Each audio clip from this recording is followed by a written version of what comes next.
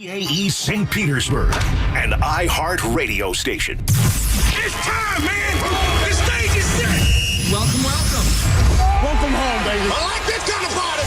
Putting the fun in dysfunctional. Yeah! Each and every weekday morning, the Pat and Aaron Show. Is it a little too early for being that loud? Good Morning Tampa Bay. And here we go. Now your hosts, Pat Donovan and Aaron Jacobson. Good morning, goons. Welcome to the Pat and Aaron Show, 95.3 WDAE and AM 620, coming to you live on a football Friday. And maybe I misspoke, Aaron Jacobson. It is not a football Friday. It is a playoff football Friday, and that is much bigger than a normal football Friday because the Tampa Bay Buccaneers have a massive game on Sunday night as they take on the Washington Commanders for an opportunity to get to the divisional round of the NFC playoffs. And of course, a rematch of Week 1. And there's a lot to talk about when it comes to that rematch because it's going to look, Aaron, a lot different. I did a hit yesterday in Virginia, of course, very close to Washington. And I said, I think you can throw Week 1 right out the window. Yeah, I agree with that. And, you think about it. Think about how weird football is. This week could have been very different, right? This week we've been talking about a playoff match, wild card weekend, Sunday night, Bucs, Washington.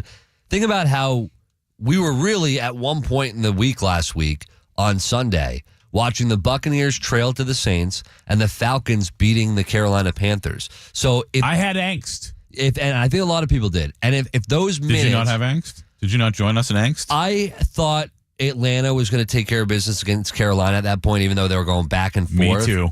But I did feel confident that the Bucs would somehow pull it out against New Orleans, and they did. And Carolina, in a back and forth match against Atlanta, ended up taking them down in overtime. So it didn't matter. But if you put a gun to my head, I would have said the Bucs are going to come back and win that game. But I'd be lying if I said I was confident or did not have angst. And you were a quarter away. The way it was shaping up, the Bucs were a quarter away from this season being over, and it's not. And listen, it could be the same situation on Monday.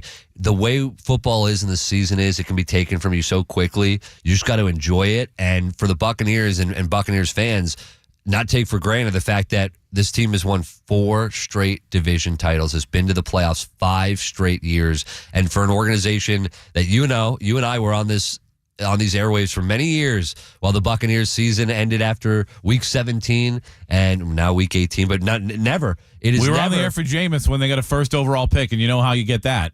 And you know what? The Bucs season has never ended after 18 weeks, only after 17 weeks, because since they've expanded the schedule, the Buccaneers have made the playoffs in both those years. So, mind blown. We remember those days where it was regular season ends, and now we're talking about the offseason and watching the playoffs without the Bucs. So, a great thing that we get a matchup on Sunday.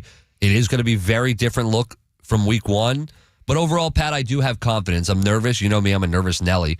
Yeah. But we want this season to keep going. And I think for the matchup, they have the best matchup they could have gotten in this round 1. How much confidence do you have in the Buccaneers on Sunday night? 888-546-4620. If you'd like to jump aboard, you can also text your thoughts to the Bartow Ford DAE text line. That's 82945. Message and data rates may apply. We will spend a ton of time on the Buccaneers this morning, but somebody texted in, what a game. I'm wiped out from that game, man. I'll be honest, I don't know that I don't know if I planned much, but people are always like, hey, what are you doing 2 weeks from now? I'm like, what the hell am I doing 2 hours from now, okay?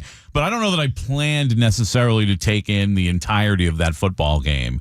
But you know me, Aaron. It's not that I don't like scoring, but I don't need it. And I think a lot of college football fans prefer like a 56 to 54 shootout, you know? That's not my brand of football. To me, that's sloppy when you play that poor defense that both teams are scoring in the 50s. And I loved last night's college football playoff game. I mean, first of all, I didn't really have a favorite in the game. I wasn't necessarily rooting for either team. I think I had Notre Dame. Who did you pick? I don't remember, Aaron.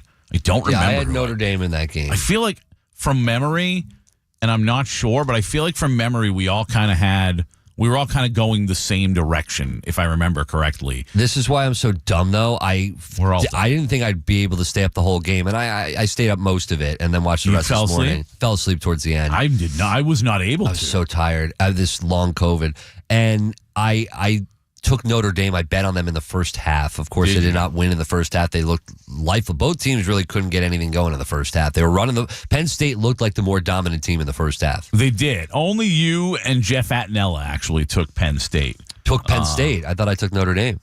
You did not. No, you took Penn State. I'm all over the board. This is what happens. You bet. We picked it last week, and then I flipped Penn State? No, apparently I did. Okay. Aaron and Jeff Attinella were the only two that did? Yeah. Okay, gotcha. So I flipped it yesterday. You went and bet on the other. Well, I bet on Notre that? Dame first half. Same. I bet on Notre Dame as well. But I picked them on the Ryan Gorman show yesterday. I just had a feeling. But I guess that's how this game was going. Like, it was always going to be this Could close. have been either team, yeah. Could have been either. Honestly, Penn State should have won this football game. You made a late turnover that Aller threw an interception that should have never happened late in that game. That was heartbreaking for the kid. When you saw him on the side, again, I didn't really have a rooting interest in the game. I don't like either team. But when you saw that kid on the sideline, man, like that was heartbreaking. I felt for him in general. I mean, he had a couple interceptions that could have been interceptions that were turned over because of a penalty and put back in Penn State's hands. So, they had ample opportunity yesterday to get it done, and they did not get it done. And that just goes to show you what Notre Dame's been able to do this season, just fighting all season long. The Fighting Irish, they advance. Brian Kelly wanted to do this for so long, and then he goes to LSU.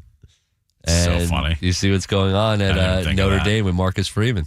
Yeah, he's been fantastic, and they've been fantastic, and they're going to the national championship game. It was a great finish, and I did feel bad for Aller. I thought it was interesting, at the end of the first half when Leonard went down, and you're like, what are they going to do? And then I thought Angeli was fantastic. 6 of 7. He was zipping the ball in there. I was like, keep this kid in there. So that game could have changed right there because they get 3 points and then come out of the half, your little double dip, if you will, you like to call it. I love the double dip. And they did the double dip, scoring a touchdown out of the half to tie it. But think about it. They almost fumbled. They did fumble on that drive with the backup, and they recovered it. If they don't recover it, it's not 10-3, it's 10-0. You don't get a little bit of energy going into the half. Game could be completely different. No, you're 100% right. It did look like a game that was going one direction, and then all of a sudden, next thing you know, it's tied, and you're like, this is going to be a football game, and it certainly was. But it'll be a football game on Sunday night when the Buccaneers take on the Washington Commanders. I asked, how confident are you heading into Sunday night on the Bartow 4DAE text line? On the Bartow 4DAE text line, Bucky Baker and a Ducky Bucks win by 20 and make the Commanders look sucky. Is that Buccaneer John? It was rhyming. It was kind of rhyming. Bucky Baker. I feel like I didn't read it well. Bucky Baker and a Ducky. Bucks win by 20 and make the Commanders look sucky. It sounds better if you read it well. Is that duck going to be back? There needs to be the comma is misplaced is the problem. Are they bringing that duck back? I don't know. That mallard? I would say you don't because last week wasn't great. So bring Ryan Jensen back if you want, but don't bring the duck back. It was better when the duck naturally appeared on the field. Now, what happened? That duck 2 weeks ago, it flew on. It flew in. How did it fly in? What does that mean? I didn't know ducks had that kind of range. Ducks have wings, man. I know some birds have wings and can't use them. Right? Ducks can. Look, you're not alone in your duck ignorance, okay? I think it was Mike Evans, and don't crucify me if I'm wrong. There's audio on the sideline of guys talking about the duck. And I believe it was Mike. It could have been somebody else, but somebody said, I didn't know ducks could fly that high. Yeah, that's it. Right? Like I knew they could get off the ground. I didn't think they went like, well, but they migrate. Ducks migrate, don't they? Yeah, but they're not migrating 10 feet above the ground, dog. There's flightless birds. Yeah, but ducks aren't it, and we know that. Ducks look like a hybrid. They look like they're in the middle. But when I saw that hunt ducks, and where do they hunt them? In the sky. When I saw that mallard soaring in, I was like, that can't be a duck. It was impressive. Yeah, ducks fly. That's impressive. So but penguins don't. It's true. Actually, are you sure about that? Do you know that there are penguins that live in warm weather climates? Yes. I didn't know that. There's penguins at Busch Gardens. Yeah, but that's I think. At a zoo. I'm talking about like naturally live in like warm weather climates. Either Busch Gardens or Zoo Tampa, I forget. Yes, I think it's both, Aaron. I know there's some in Zoo Tampa for sure. Like if I saw a penguin in the middle of the football field, I'd be like, whoa, Yeah, how'd that thing get in there? that would be odd unless it was brought out for some kind of game. The Washington Commanders will be brought out for a game on Sunday night. Here's the deal when it comes to this game. A lot of the conversation, and rightfully so. Flying V. What? Flying V. Are you going Mighty Ducks? Now it's all making sense to me. Sorry. I'm so sorry. It just clicked in my head. Those ducks were flying in a V. And I just brought up people hunt ducks in the sky. I Like they needed the fly. Mighty Ducks to You really need- all make right. it hit. Now it slaps. Now I get it. Okay. Sorry. Jaden Daniels is going to be a different player on Sunday night than he was on the first week of the season. We all know that. And that's been a big part of the narrative this week, and rightfully so.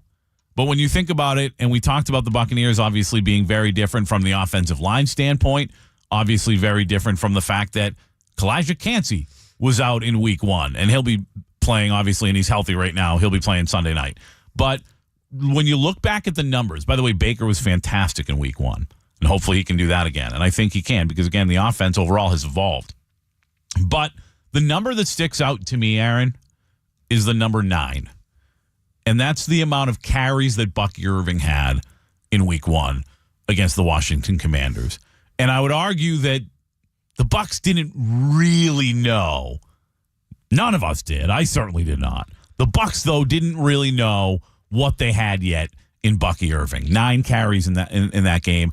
I will guarantee you he's gonna have a lot more than 9 carries. And you're right. I would say probably double it, right? I think he'll probably have 9 carries in the first half. Yeah. You can guarantee he's going to have a lot more than 9 carries on Sunday night against Washington. I think anywhere from 15 to 20 is going to be what we're going to see from Bucky Irving, especially if you, as you predicted yesterday, they will incorporate Rachaad White into this game more so than we saw him in week 18, which was nothing. I think a lot in the passing game, right? Whether it be the screen game and also in pass protection, I think we're going to see plenty of Rachaad White on the field. When it comes to carrying the rock, I think it's Bucky's football more times than not. Would you agree 15 to 20? I mean, it depends on how the game is going, but that sounds about right in my head. I just said I think it's going to be way more than 9. So you got to at least be to 15 to say it's way more than 9, right? I would, like we just said, I wouldn't be surprised if it's 9 in the first half. Bucky Irving in week one was an experiment, right? Like they were trying to figure out what they had, and because again, you can do whatever you want in the preseason, you can do whatever you want in training camp.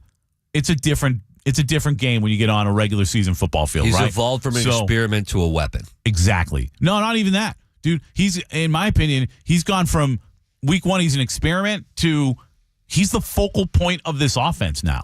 And he should be, right? And that's a huge difference. So, yes. And think about the weapon that McMillan has become, too, as a receiver. So, as a receiving threat, and the tight ends have evolved. Yep. But, yeah, Jaden Daniels, different football player. But also the Buccaneers. I don't think that Bucky Irving is necessarily a different football player than week one. I'm sure, he's grown, don't get me wrong, but it's more about the Bucs realizing now what they have in Bucky Irving and that he should be the focal point of this offense more so than he's just a much better player. And the big difference is you look at the rookie quarterback for Washington and Jane Daniels, and you always knew he was going to be the focal point. Even from week one, they were going to obviously they were going to ease him into it, but you knew if Washington was going to be successful, that guy had to be successful. No doubt You knew about that it. right out of the gate. By the way, they say at this point in the year, especially going into the playoffs, those guys aren't really rookies anymore. You know who else isn't really a rookie anymore? Casey Warner. Nope. He's been with us over a year. Wow, is that true? Yes. You didn't know that? Yeah, Why did we celebrate a year? We kind of did. Because we're professionals. We do this. We act like we've been there before. We do this. Yeah. I was just going to ask if I could blow my nose on the air, but then he said we're professionals. Yeah. And we're about to hit the break. The celebration. Casey Warner coming up with today's top headlines. Aaron Jacobson will blow his nose off the air. That's coming up on the Pat and Aaron Show, 95.3 WT.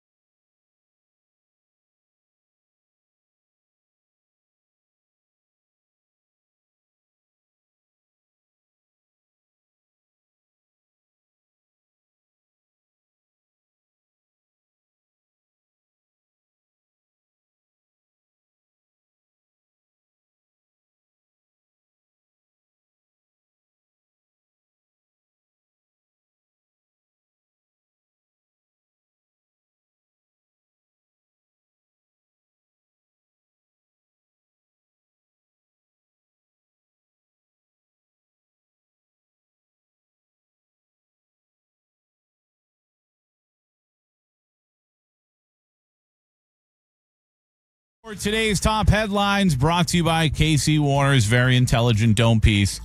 Mr. Warner, what are all the top stories in all the land, young man? First things first, we mentioned it in the opening segment. Notre Dame outlasts Penn State last night in the college football playoff semifinal, 27-24, a game-winning field goal for Notre Dame. And with that, the Fighting Irish make it to the championship game for the first time since 2012. And not only that, the Fighting Irish officially became the first team to win multiple bowl games in the same season due to the 12-team playoff. So a pretty impressive season for Notre Dame, and now they will play the winner of the Cotton Bowl tonight, Texas versus Ohio State. North Texas is set to receive more than 4 inches of snow ahead of this game tonight. Already been getting some snow. The world's falling apart, y'all. The fires are burning in L.A. It's cold in Tampa. There's snow in Dallas. What is going on?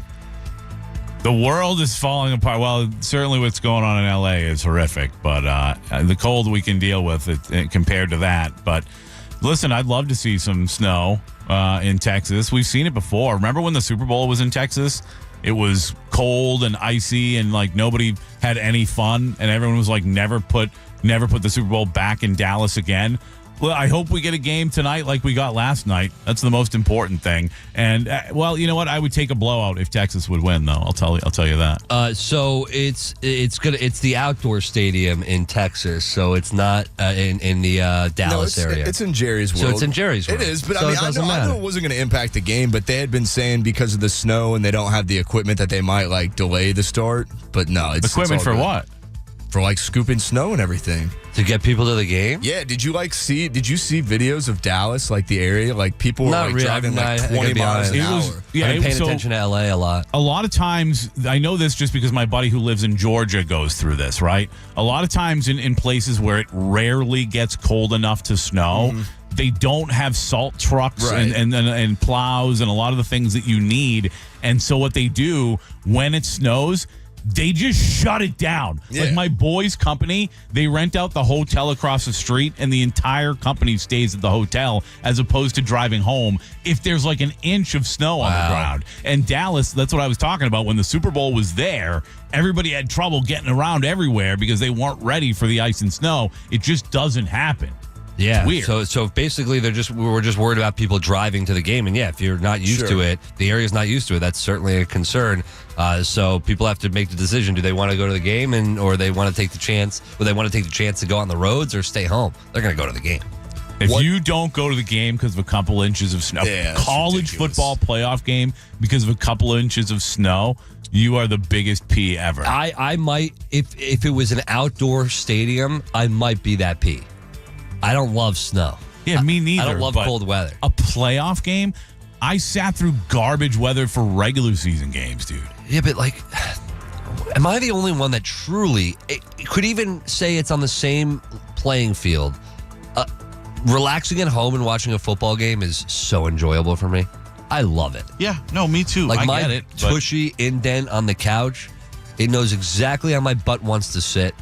I have all the food I need and the drinks I need in my fridge. You I've got ever all been the in a privacy. stadium for an electric moment?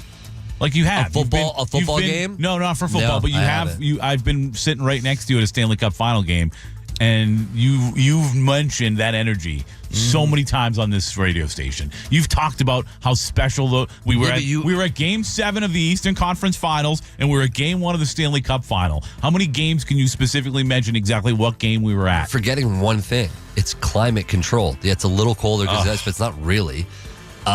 Yeah, the elements freak me out, man, and I get uncomfortable. I've sat in games before.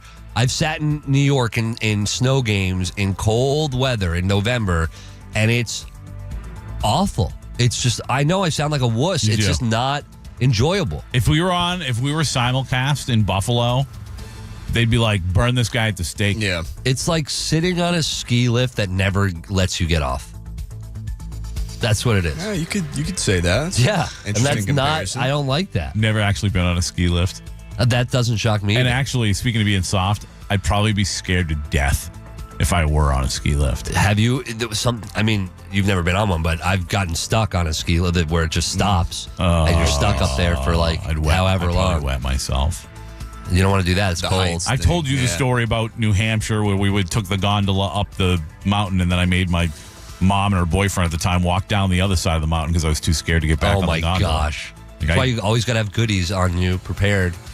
Little booze and goodies. I was a child. Oh, no, I'm not talking. I'm talking about now. Like if I go on a ski lift, you bet your ass I got something. Oh, yeah? Oh, yeah. Yeah, it's a little cold in Dallas, a little cold here, but it's definitely not cold in Los Angeles. Per the league, their statement reads, in interest of public safety, Monday's Vikings-Rams wildcard game has been moved from SoFi Stadium in Inglewood to State Farm Stadium, the home of the Arizona Cardinals. The decision was made in consultation with public officials, the participating clubs, and the NFLPA. The only thing I'm hoping personally as a Rams fan is they just put the Rams artwork on the field, and it might as well just be like playing in LA because LA is always a mishmash of both teams' fans anyways. I don't know that they're going to take the time to dress the field for I would you, love but to see it. That'd be awesome. They Especially might. in a division rival stadium, that'd be so cool. They had to do this. We talked about it yesterday. I mean, you just knew where this thing was going. It didn't make any sense why this game would be at SoFi. I feel bad for the people there, but they're dealing with so much more than just, are they going to go to a football game? They're dealing with, could they lose everything they have? Could they lose their lives? Most of them have. Terrible what has been going on out there, and it's so different from what we deal with hurricanes. Hurricanes, we know it's coming. We don't know where exactly it's going to land. We don't know the ferocity, how intense it's going to be once it makes landfall, but we pretty much have an idea. And then it's the cleanup. With these fires, they're so unpredictable and they're popping out of nowhere. You really, and they go through so quickly. I mean, it is just, I couldn't imagine. It was interesting because I just saw reporting on Pro Football Talk as of yesterday, and it must have been fairly early yesterday. He was, Sean McVay, that is, saying he was totally expecting and prepared to play at SoFi. And I was like, are you sure? There's no way. There's no way that game was taking place at SoFi.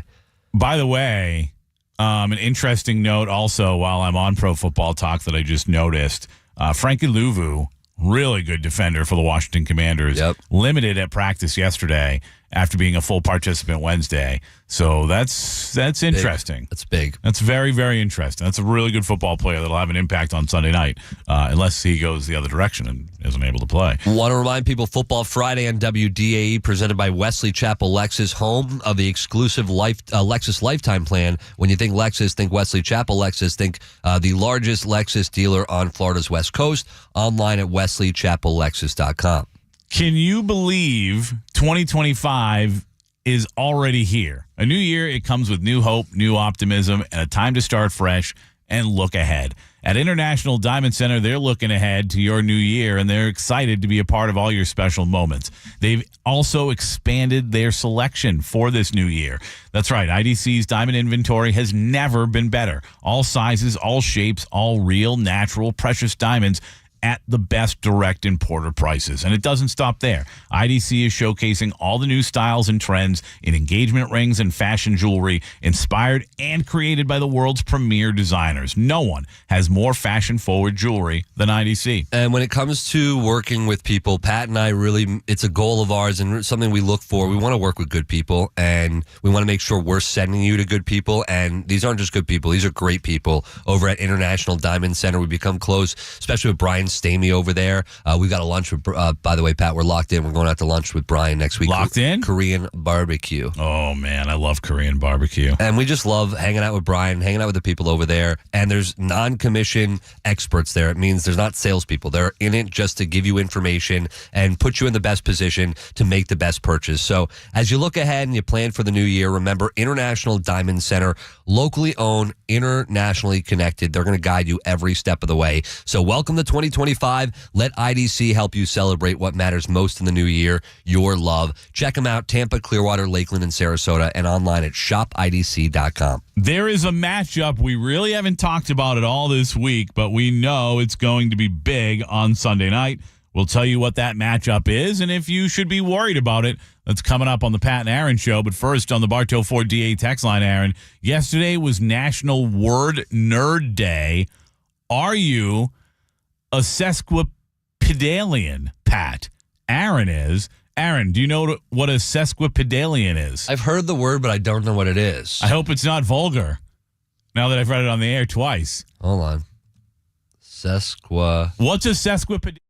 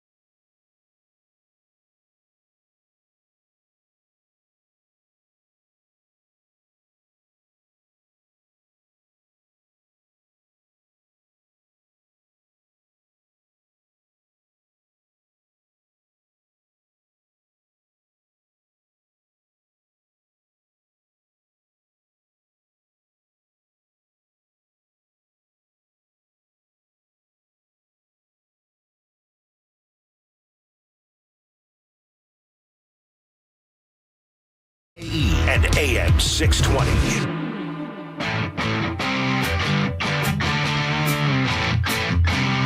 Pat Aaron Aaron, 95.3 WDAE and AM 620.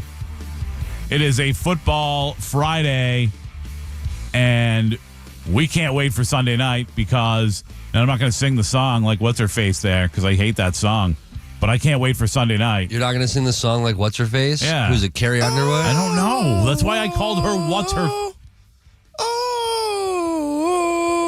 Well, just when I thought that song couldn't get any worse. Day for Sunday night. Don't interrupt, Casey. That's rude. Yeah, that was... I thought that was very good, I'm a Casey. sucker for that song, man. No, I've you're a always sucker loved for that her song. is what you that are. too, but yeah. Really? Love that song.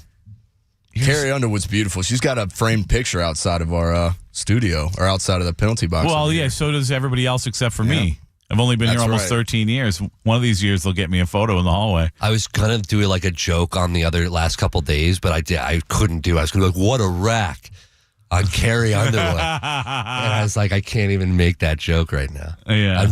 I can't. I'm trying. Like Ian Beckles yesterday, if you missed it, he's trying to, toughen me up a little bit. I think everyone is. You know, like her vanilla bean skin? I got to run away just because I don't know, You know what you're capable of? I know what I'm capable of when I see that boy. beautiful vanilla bean. I can't even say it. Well- Check it out on the iHeartRadio app if you missed yesterday. Our old friend Marshawn Lattimore was not there for the New Orleans Saints last Sunday to try to keep Mike Evans from reaching 1,000 yards because they traded him to the Washington Commanders, which means on Sunday night we get to see Mike Evans and Marshawn Lattimore, old friends, reacquainted again on the football field. Now, this matchup when it comes to just football, Aaron, are you okay? This poor guy is dying on the other side of the table. Then when it comes to just football, Long COVID. well, it better be long COVID as long as I don't get it. When it comes to just the football side of things, this matchup is not what it once was. No. Marshawn Lattimore has battled a lot of injuries, and unlike Mike Evans, Marshawn Lattimore is no longer the player he was when he was younger. Mike Evans now maybe doesn't have the speed he had when he was younger. Still a threat. He's still such a major threat. Exactly. He's still one of the best receivers in football, whereas Marshawn Lattimore is not the matchup for Mike that he used to be. That is when you just look at the X's and O's. That is when you just look at how he can do covering Mike Evans. I think Mike Evans has a upper hand in that matchup, and anybody who's watched this Bucs team for a long time knows that hasn't always been the case. Marshawn Lattimore in years past in certain games has done a fantastic job of slowing Mike down. I don't think he's got it enough to do that on Sunday night. However, what he will never lose is being that chippy SOB that we have seen on multiple occasions, including one time resulting in Mike Evans getting ejected and then suspended for the following week. He has had a knack for getting under Mike's skin and getting him to do stupid stuff that normally Mike does not do.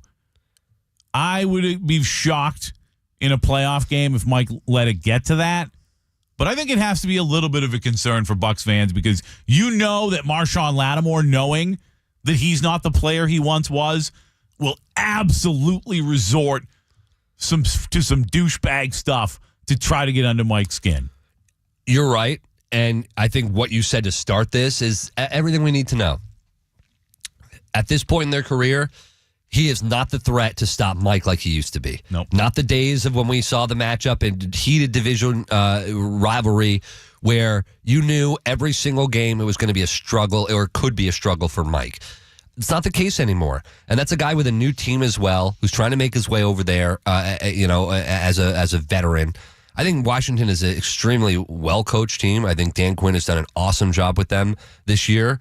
But you still got to remember, when it's all said and done, when you get on the field on Sunday, you've got a guy leading this team who's a rookie quarterback. And for Todd Bowles, and when we talk about game plan, listen, you can try to game plan all you want against Mike Evans if you're the defense. Jalen McMillan has emerged. Baker Mayfield has been a top 5 quarterback. If you're Todd Bowles, I trust the offense. I trust Liam Coen and what this offense is going to be able to do. Stop Jaden Daniels. Yeah. That's the game plan.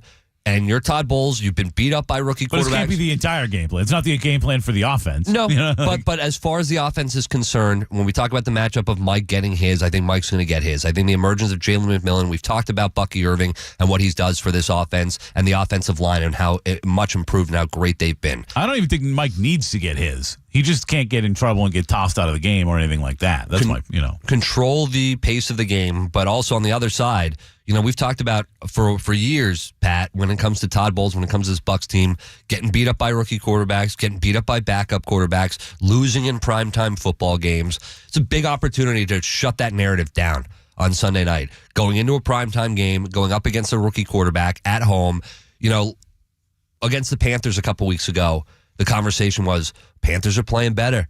Could they come out and bite the Bucs? What do the Bucs do? They steamroll them. I don't and they see played that poorly last week, though. Yeah. For the most part of that game. I don't see that happening as far as steamrolling Washington. I don't either. But I do think you have the advantage going into this game without a doubt. No question about it. They're the better football team. They have been all season long, in my opinion. I think the Buccaneers have been. They certainly were in week one. Record wouldn't indicate that, but record isn't everything. Yeah, I mean, what are they, a game better? Were they a game? I thought Washington was 12-5. Did they win 12? All right, so 2 games better. But still, I think, to me, they looked like the better team the first time they played, and I think most of the season, I don't know. I think the Buccaneers were a little up and down, maybe, to say that, but also... Commanders had 5 losses, and one of them was to the Bucs. That's right. When you look at last season, though, we talk about not being able to win in prime time. They won 32-9 in prime time on Monday Night Football in the playoffs. So I know it's been a narrative, and this year they're 0-4 in prime time, so it certainly has been, for whatever reason, an issue. I don't know that they're going to try anything different tomorrow. I should say Sunday night. I doubt that they will, but I don't. It's just such a weird. Todd Bowles said it was when they mentioned it to him, I think earlier in the week, or it was last week. He's like, it's a weird stat. He's like, we've lost some during the day, we've lost some at night. We've lost some, basically 1 o'clock, 4 o'clock, 8 o'clock, doesn't matter. We've lost games at all 3 times. But the fact that they've been completely winless in prime time is weird. But they didn't play well in prime time last year or for a lot of years. And again, last year against Philadelphia, in my opinion, a better team, even though they were going through everything they were going through, than Washington, veteran quarterback, a lot of other things going for them. I think they were a better team than Washington is. And they beat them 32-9 on a Monday night football game. More importantly to me than what happened in previous years, what's happening lately. And yeah, you're right. Against New Orleans, they did not play well, but they won that football game. But after the bye week, much like you predicted, they played, for the most part, fantastic football. I mean, you beat the Chargers the way they beat the Chargers in a game that now you look back, you had to have that game. Yeah, they lost to Dallas and laid an egg against Dallas, but for the most part, you almost lost to Carolina after you beat up on the Giants. So to me, even though they won 6 of 7, they still played up and down football during that stretch. But one thing that was pretty consistent for the most part, their offense is hot. Yes. Their offense is hot, and you want to go into the playoffs with some aspect of your football team red hot, and that's where their offense is right now. Last year, I wish it looked red hot last week, because last week it was pretty stagnant. For the most part, though, since the bye week, would you say the offenses look pretty good? I mean, all season. Yeah. They've only scored less than 20 points one time all season. Top 5 offense this year. So there are teams that last year, you talked about the Eagles, they went into the postseason, into the playoffs cold. Now, what teams are hot? Commanders coming off that nice win. Lions coming off a win. I guess you can make the argument to the Vikings after that, but they played the Lions, so you can't really put too much into it. The problem is this year, no one's really going to the playoffs cold in the NFC. Yeah, that's fair. That's fair. I'll say this when it comes to the Buccaneers offense, too, is, again, it's been good all season long, even though last week it was not great for most of the game. I like the way they match up against Washington, and I think that that's going to be the reason why I still feel like they've got a really good chance on Sunday night. You said just a few minutes ago you don't see them steamrolling Washington. Neither do I. You mentioned the Bucs being a top 5 offense. So is Washington, right? Both of these teams can score, and I think on Sunday night will score. I won't be surprised if this thing's a shootout. All right, Baker Mayfield. He said that Liam Coen is going to have to play him one-on-one if he wants to interview for the Jaguars job. Well, yesterday, Liam Coen responded. We're going to tell you what he had to say. coming up on the other side. But first, want to remind you, we talked about injuries yesterday with our good friend Dr. Selman. Well, the Buccaneers injury report continues to look better and better as we head towards Sunday night. And if you want your injury report to look better and better with whatever injury it is that you're dealing with, see the right folks. See our friends at Florida Orthopedic Institute in partnership with Tampa General Hospital. Yeah, we're talking about state-of-the-art treatment for sports-related injuries. Any injury you're dealing with, they've seen it before. And we know accidents, they don't keep regular business hours. So if you've got a bone or joint or muscle injury as a result of playing sports or just any other physical activities, you got to get the immediate orthopedic care. And you can do that accessing the world-class orthopedic care right here in Tampa Bay. Call 1-800-FL-ORTHO or go to floridaortho.com. Liam Coen will tell you what he had to say about having to play Baker Mayfield in golf to interview for the Jags job, and what he says Baker brings when he comes to the offensive line and runs through it for a first down. We'll get into all that coming up on the Pat and Aaron Show on 95.3 WDAE and AM 620.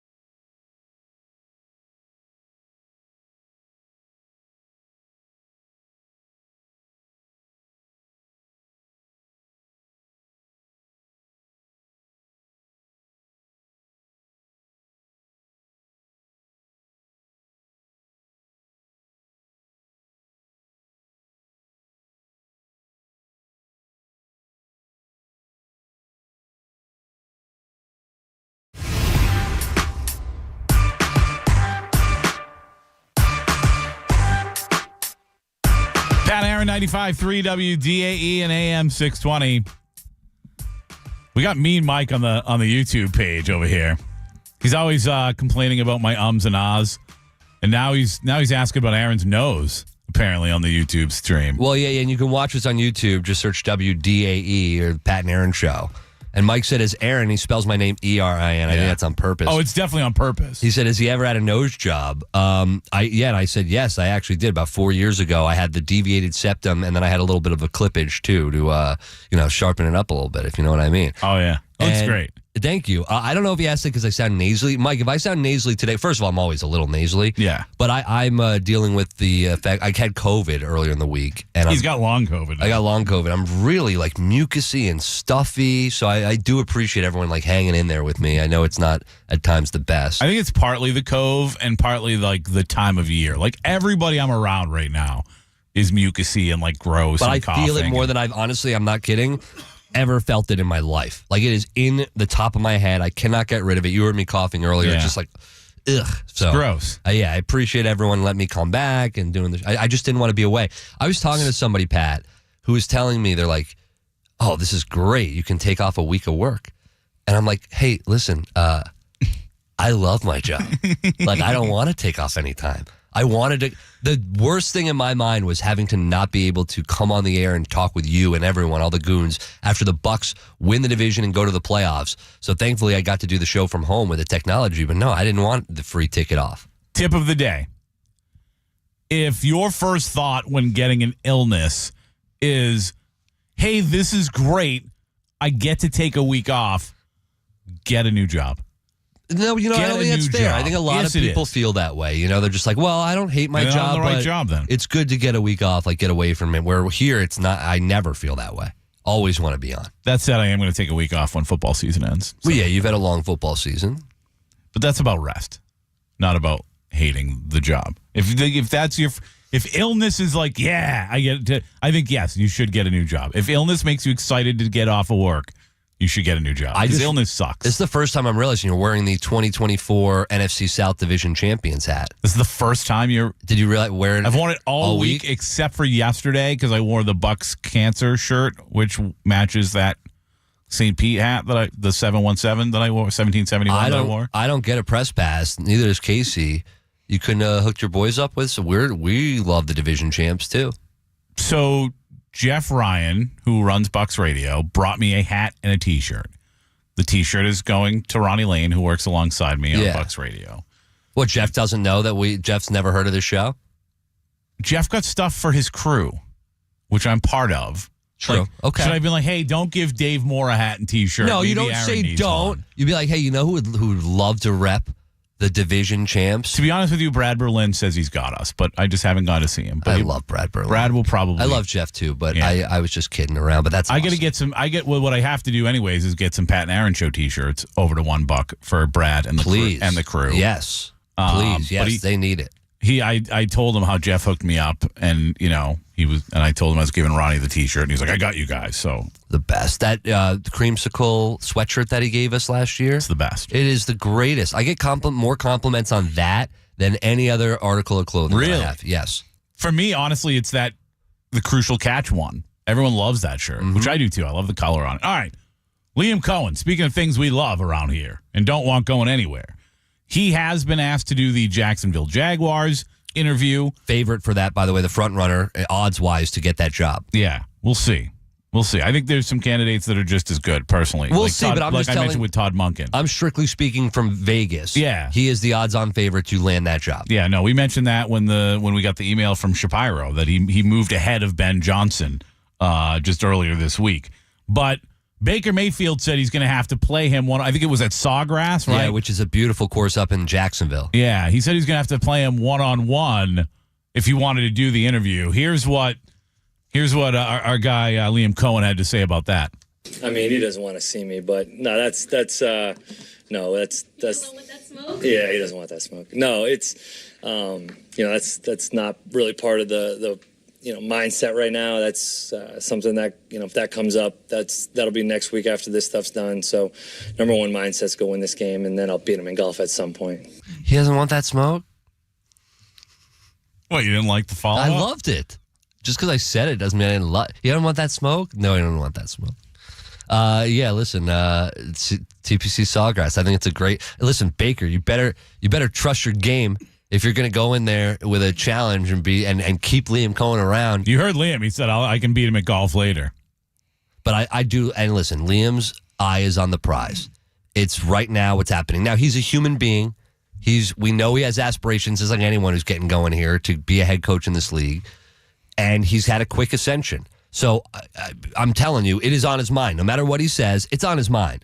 But he's still so focused at the task at hand, and he understands what needs to come with this playoff run. And by the way, a lot of people were talking about Byron Leftwich at one point being no-brainer, no-doubter head coach, and a couple bad games, a couple bad offensive performances, that can change that and turn that around. It's not going to happen for Liam, but he understands how important continuing this is. Would you say years ago in 2020, when we got a lot of Buccaneer fans the day off to go to the Super Bowl parade, that we were sort of heroes? Yeah. Do you want to be a hero again? I always want to be a hero. Here's the deal. It's time to launch Operation Keep Liam. Here's what we need to do. Brad Berlin, are you listening? Now, Brad has told me before, he and the guys over at $1 Place, they've got the show on a lot of times in the equipment room. Brad, go bring Liam like a new shirt or something that he needs for this week or whatever. Just find an excuse to go bring him some gear. And then just maybe mention as you're handing him the shirt, have you heard how bad that Trent Baalke is, man? Like, he's a terrible GM. I'd hate to work with, man. Hey, love you. Good luck on the interview, but I would hate to work with Trent Baalke. Put that in his ear. You know? And then, listen, there's a press conference coming. Maybe I'm going to do my part, Aaron. I'm going to go into the locker room after we talk to, I only have so much time before I have to go do post-game, but assuming there's a win, because after a loss, you can't be too weird. I'm going to go into the locker room after we talk to Todd Bowles and Baker, and I'm going to have my eye open. I'm not going to interview anybody. I'm going to be looking. And if I see Liam Coen, I'm just going to very quietly walk past him and go, Trent Baalke's terrible. Don't go work for that guy. I wonder if, in all seriousness, we got to let him know. In all seriousness, I wonder if guys, and listen, I don't know, I'm sure they don't really have a connection, but they may. I wonder if it could benefit a Liam Coen to talking to a guy like Ben Johnson, and kind of bending in his ear and being like, hey, why didn't you jump out when you've had opportunities to be a head coach in years past? What made you stay with Dan Campbell and the Lions until whatever situation is right for you? And the reason I think it's beneficial, because I think it's similar to what Liam Cohen's dealing with. Liam Coen is in a good spot right now with the Tampa Bay Buccaneers. They're sending Baker Mayfield. This offense is going to be... I don't think he needs Ben Johnson to tell him that, though. He talked about how much he loves it here. He talked about the fact that he doesn't need the job to come right now when he's 39. So I think that any I don't think Ben Johnson's going to change his view on that. Maybe not, but I think any added comfort in feeling like and security and going, that's the right move. I'm not giving up an opportunity in the future. I'm actually going to gain more in the future. You're always fear of messing up guy. That's what we need to instill in him. The fear of messing up. No, because eventually he's going to have to take over as the head coach of this team. And No. I mean, like, the Trent Baalke fear. It's real. That guy, dude, I'm telling you, if I was a qualified head coach, I'll go work for Trent Baalke because I'm not qualified. If I were a qualified head coach, I don't want that job. I don't want to work under Trent Baalke because he's shown multiple times he hasn't gotten it right with coaches. He hasn't gotten it right with drafts. He hasn't gotten it right with free agency. Like, the organization's a mess, and for some reason, he's never going to be held accountable. I think the most important thing is taking advantage of Liam Coen while we have him and the offensive brilliance that he's brought to this team, and it's turned him around from one of the a middle of the pack offense with a bad run game to a top 5 offense with a top run game. So what can he do to get the best and most out of this offense while we have him here during this run? Jaden Daniels is definitely a different quarterback than he was in week 1, but when we return, we'll tell you why he's far from the only difference we'll see Sunday night. That's coming up on the Pat and Aaron Show on 95.3 WDAE and AM 620. Tampa Bay Sports Radio, 95.3 WDAE and AM 620. Experience.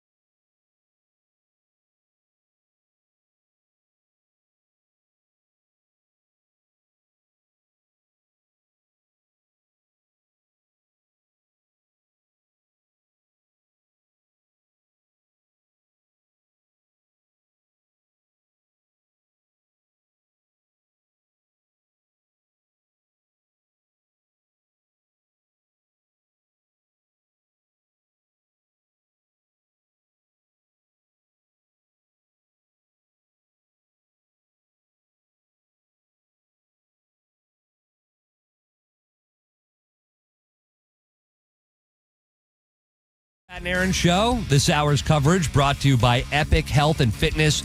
Real goals, real gym, real results on this football Friday. The Buccaneers looking for real results, similar to week one when they took care of business against Washington. The only difference is this Commanders team looks a lot different, but the Bucs do as well. This offense has been humming for the Buccaneers, and when you look at week one, how this is different, Pat, and we'll take your calls, 888-546-4620, and you can text your thoughts on the text line, 82945. Start your text with DAE.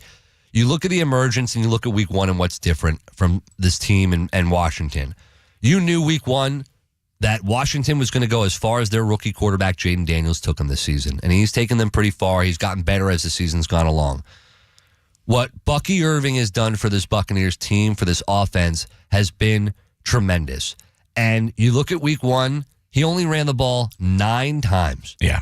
I think you get a few more carries than that on Sunday night. I would say so. And I think what Todd Bowles has done, and listen, I've given Todd a lot of heat, but I'm also going to give him credit where it's due. And I think Todd Bowles, Liam Coen, this offense, they've done a very good job, even though he's taken licks this year and he's been banged up. I'm speaking of Bucky Irving. I think they've done a pretty good job at preserving him, using Rashad White, probably could have used Sean Tucker a little bit more. But using Bucky Irving to help you when you need him, and then in times, even though you could have used Bucky, riding Rachaad White, and I think some of that was for the preservation of Bucky Irving. I think Todd Bowles, Liam Coen, they understood they have something very special with Bucky Irving. And I think some of that preservation, even though he's been banged up, is going to help him in this playoff matchup, because he is going to be, aside from Baker Mayfield being the field general, Bucky's going to be so important for this offense on Sunday night. He is the focal point of this offense at this point, and he should be. And when you say they could have used Sean Tucker more, dude, Baker Mayfield had more rushing yards than Sean Tucker, and Sean Tucker averaged 6.2 yards per carry. Yeah, they could have used Sean Tucker a lot more than they did. And you know what? Maybe that'll pay off in the playoffs. Maybe they'll need him to be a big contributor in the playoffs. But when you look at what Bucky Irving's done this year, I mean, it's ridiculous. We're going to go over later in the show the fact that the Bucs have over 1,000 more rushing yards than they did a season ago. Bucky Irving has almost as many rushing yards as the Buccaneers did last season on his own. It's crazy. It's crazy. And that's why he's so important. But, you've had other guys emerge too, which makes this Buccaneers team so different. Yeah, Jalen McMillan showed up in week 1, but he's also been so much better and so much more effective of a weapon for Baker Mayfield in the recent weeks and the closing weeks of the season.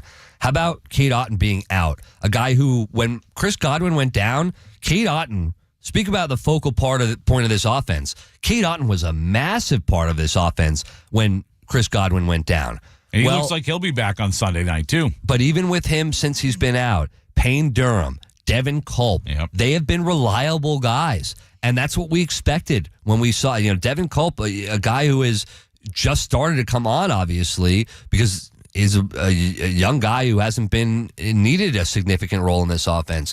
But that just goes to show you that Liam Coen, Baker Mayfield, they're going to use anyone that can help out at any moment. And that's what makes an offense truly dangerous, where you're not relying on just one guy to move the football. Yeah, no, listen, this offense has been so efficient all season long for the most part. Last week, a little disappointing the way they get off to a slow start. And we mentioned it was the first time they've won a game all season long when they didn't score first. Let's not test that again on Sunday night. Let's not try to go 2 for 2 on winning games where you don't score first. This team, night and day, all season long, when they get off to a fast start offensively, I think it's really, really big on Sunday night. Yeah, and I think the offense for me, Pat, is something I'm not worried about.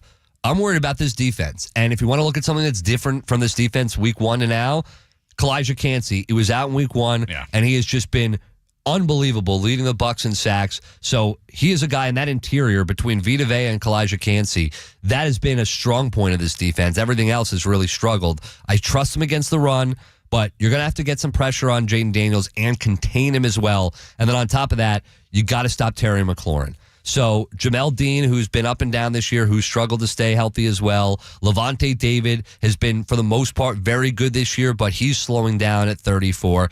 Antoine Winfield Jr. has been banged up. No Jordan Whitehead, and he's been banged up throughout the year. So it's the offense is not what I'm worried about in this matchup. It's what's the defense going to do to stop this Commanders offense and Jaden Daniels. And you just said a name that I think has probably been overlooked a little bit by Buccaneer fans because of the fact that in the first matchup, he had 2 receptions for just 17 yards, and that's Terry McLaurin, number 17 for the Washington Commanders. He is a guy, and I like to point stuff like this out. I mentioned this about Lamar Jackson when he never held out. Everyone always kills guys for holding out. They never give Lamar Jackson credit for never holding out during his whole contract thing. Well, we crush wide receivers for being divas and douchebags all the time. Let's give Terry McLaurin, I don't want him to do well on Sunday night. Let's give him some love because this is a guy who wasn't seeing the football early in the season. Like I said, just 2 catches for 17 yards against the Tampa Bay Buccaneers. And his reaction to not seeing the football early in the season was, hey, this is a young quarterback. He's got to grow into this position, and I've got to be there for him while he figures it out instead of being a diva, instead of being a douchebag. Then he ends up having a great season as Jaden McDaniels figures it out. Believe me, the connection between McLaurin and Jaden Daniels, you talk about differences from week one. That's a big difference. That's a guy we need to be very nervous about on Sunday night. If the defense can set the tone early on, I have total faith and confidence that they can actually shut this Commanders offense down. The defense in the first half of games recently has been really bad. But the one thing that they have been doing well is coming out in the second half and shutting the door. And if they can move that and implement that in the first half and bring that energy and that ability to the first half, I think they're going to be in a good position here. In the last 7 games, they've only allowed a combined 26 second half points. That's in 7 games, 26 combined. That is a great stat, but if they can move that into the first half and play that effective defense in the first half, you can use that in the second half, that momentum, and really shut teams down. Yeah, it's hard to put your finger on why it's taking until the second half. And even Todd Bowles was like, if we could figure it out, we'd love to. And he doesn't know why it's happening. And as Ian said yesterday, there's no doubt they're thinking about trying to figure out why it's happening. And I think his point yesterday was as good of a point as you can make on it. I do think it is a sign of being a really young football team. And young football teams are often inconsistent. And even though this team won 10 games and is resilient as hell and has battled as many injuries as they've had, still won 10 games, they've been inconsistent. And I think it's a credit on the one hand to how good they are and how tough they are and how well they play most of the time. You're just never going to get consistency from rookies and second-year guys. I mean, I shouldn't say never, but very rarely, right? Even Jaden Daniels, who's been special this year, had a plateau during the year. But even with that plateau, he's completed about 70% of his passes on the season. Yeah. And if you watch what Spencer Rattler did against his defense in the first half, if you watch what Cooper Rush did for Dallas against his defense in the first half, when you put a guy like Jaden Daniels, who's more effective than those guys throwing the football, more effective than those guys running the football, and you combine that with about 70% completion percentage, that could spell doom for a defense if you don't get after a guy early and set the tone early in the game. So we're talking to our friend Chris Mathis, who's out at the Flag Day in a few minutes. Do you want a hilarious update that only Chris Mathis could deliver in the strangest way before he joins us on the other side of the break? Of course. He texted me a moment ago. He's probably listening because I think he says he's in the car, but this is a very confusing text. Here's Chris Mathis, who joins us on the other side live from Flag Day, Raise the Flags Day over at Raymond James Stadium. Just a heads up, I'm truly a roving reporter today. Cousins find a place to park, driving around everyone in line at stadium. He said cousins, but he meant to say couldn't? I don't know. Yeah, probably couldn't. Probably couldn't. Yeah, so he's driving around. So if you see a guy with a mustache driving around, semi-big head. I was I mentioned to you off the air, our friend Greg is here from Costa Rica, and he tweeted at me that he's in line at like 4:20 this morning to get Bucs gear at Raymond James Stadium. And I'm thinking, it's one of the things I thought to myself, like, if people are in line already at 4:20, how the hell is Mathis going to get in there to do his hits at 7 o'clock where he told me he was going to get he's freaking out. I love it. Well, he will join us. Chris Mathis, that is, will join us next. We'll go over what's going on at the Raise the Flags event for the Bucs, and then we'll get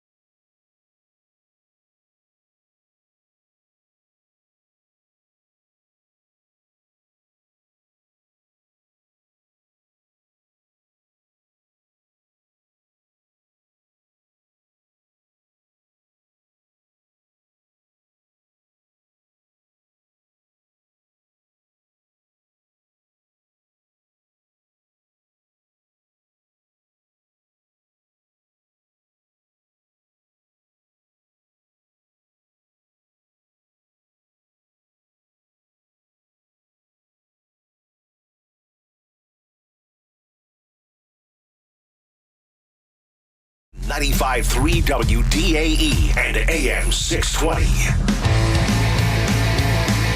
This hour's coverage brought to you by Epic Health and Fitness, real goals, real gym, real results. Let's go live now. Speaking of real, to the Raise the Flags event out at Raymond James Stadium.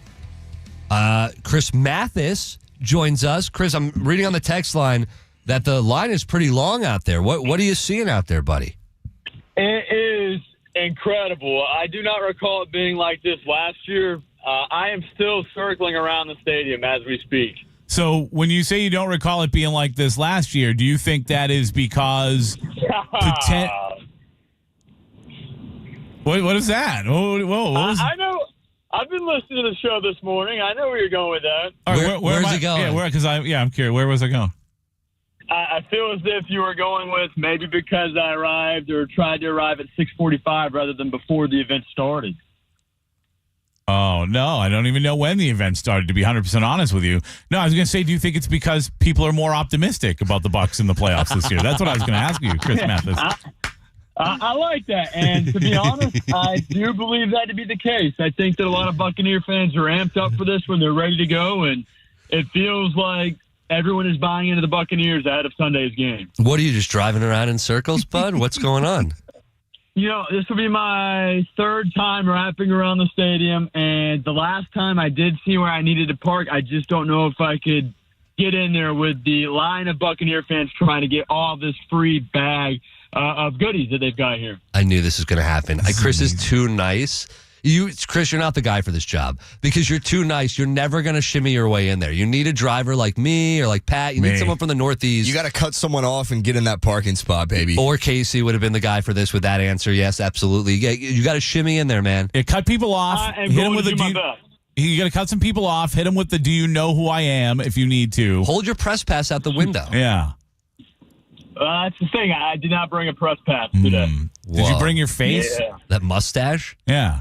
I brought the face, the mustache, the whole nine, but this place it's booming, guys. I mean, there are Buccaneer fans lined up around the entire stadium. So what you're telling me, though, is just I want to make sure that we're all excited. I want to make sure that we're clear on what's going on out there.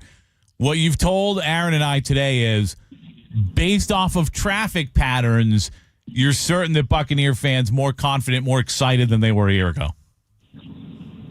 I did not have this issue last year. Last year was very busy. However, this year, I'm having a hard time trying to get to my parking space. Were you on time last year? That's a great question. I don't know if I was scheduled to get here as soon as they started this event last year. How is that a great question? Now people are just giving them to you, Pat. Now you're just getting them out of nowhere. That's not a great question. I put myself in position. I had to be here for a 7:15 hit with you guys. I put myself in position to be here at 6:45. That way I could walk in and find my spot. And I think I just found my gate right now. She's blocking me. She's not letting me go. You let her know. Tell her you know who you are. Do you know who I am? Put us on with her. Oh, that's a good idea. Hey, how are you? Yes, I'm working the event. Ask her to take the phone. Yes, I am. Thank you very much. Ask her to take the phone. Wait, she is directing traffic right now. It was that easy? We were good to go. Wow. Yeah, that wasn't hard at all. Is that you? Got a thumbs up. Thank you very much. Are they listening to us right now? I believe so. Yep. Someone just find gave out their a thumbs name. up. We'll give them a shout out. They just drove by, but hey, we're making progress. I just pulled into the gate. So, are you supposed to be handing out flags? Are you supposed to be handing out flags right now? Good morning, Chris Mathis with DAE working the event. This is perfect. It's exactly how I wanted this to go. I just parked, guys. Are you going to pass out flags right now? Oh, absolutely. I'm going to go walk up there and do so. Who are you talking to that you can hand the phone to and we can harass? There's nobody nearby now. I've parked in the secured parking lot at this time. Ryan said on the text line, due to the Mathis mustache, they won't let him within 300 feet of the stadium. That's remarkable. What's up with the mustache? I think it looks good. What's up with the mustache? You tell us. Hey, what's up with my mustache? That's what's up. You think it looks good, so keep it, Chris. Don't let him hate on your game. Rocking and rolling, guys. I'm here, so 7:45 hit in 20-something minutes should be great. Where can people find you if they want to get a Mathis flag and a mustache look? I will be right there in front of the Buccaneer Beach, right there on that drive on Himes. Oh, that's easy. Right there on Himes. That's very easy to find. All right, right off of Himes, I should say. All right, good stuff, Chris. We want to talk to actual Bucs fans next time, Chris. I will absolutely do my best to do so. Go Bucs. What if someone steals his phone? Thank you, Chris. Go hilarious. Bucs. Oh, man, I can see him like panicking out there, driving around in circles, and then eventually having the easiest entrance with the nicest lady.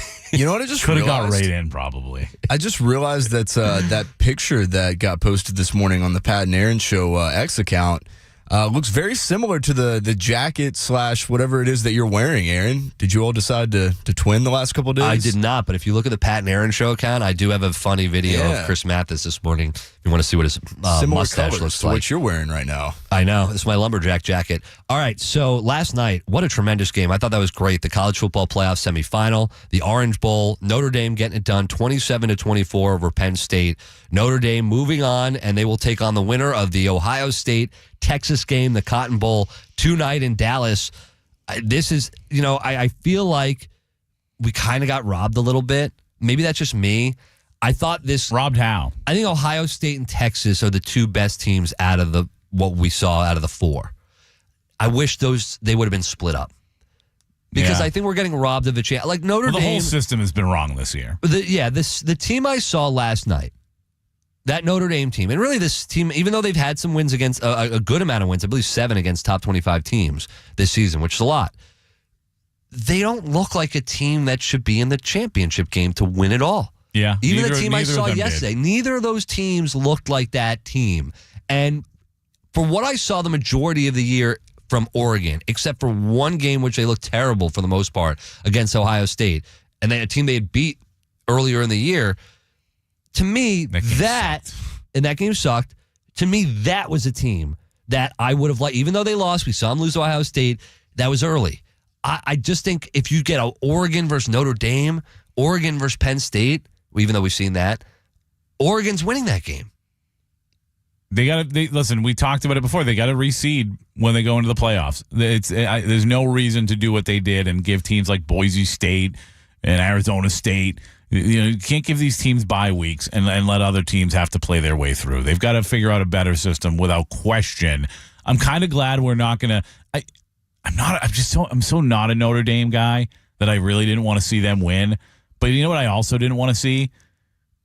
Ohio State, Penn State in the national championship game. Does anybody in the country outside of Big Ten honks, which, by the way, I root for Michigan. I'm practically a Big Ten honk. But outside of like full college football honks who like, I love my conference, I'm going to root for my conference.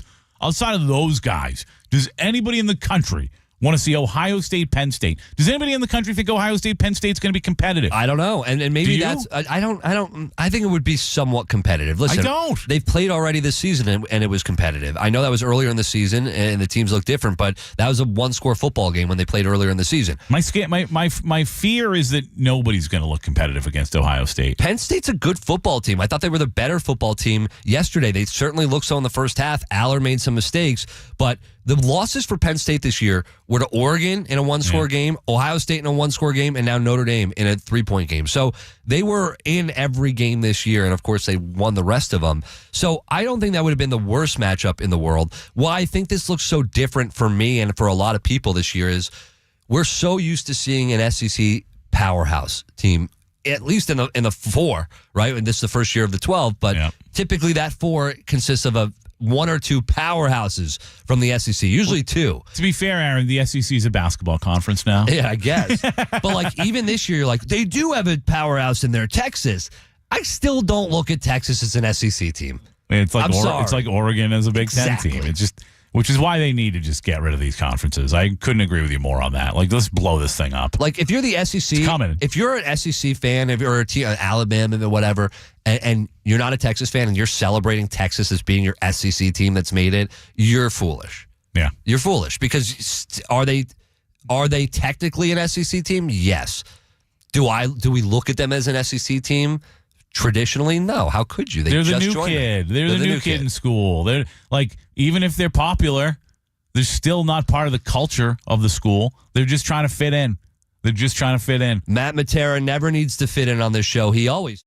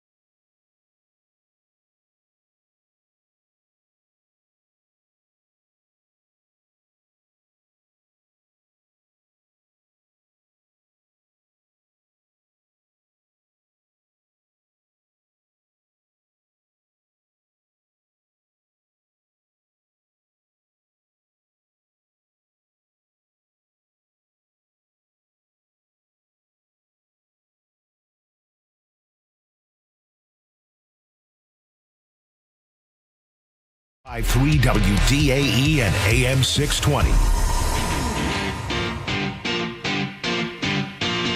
Welcome back. This hour's coverage brought to you by Epic Health and Fitness. Real goals, real gym, real results. And we turn now to the hotline where we have our good buddy from Pewter Report. Make sure you check out all the work from Pewter Report at Pewter Report on Twitter X and pewterreport.com. And Matt Matera joins us now at Matty, the number 4_Matera.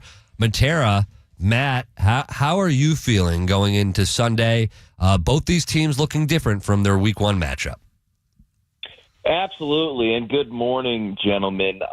My feelings, I'm excited for this game. I think it's going to be very high scoring. I love the over, for those wondering, in that game. And I truly think it's going to come down to which defense can kind of make a splash play or have a big moment. I think it's going to be very offensive heavy, and then whoever can prevail on the other side will end up winning the game.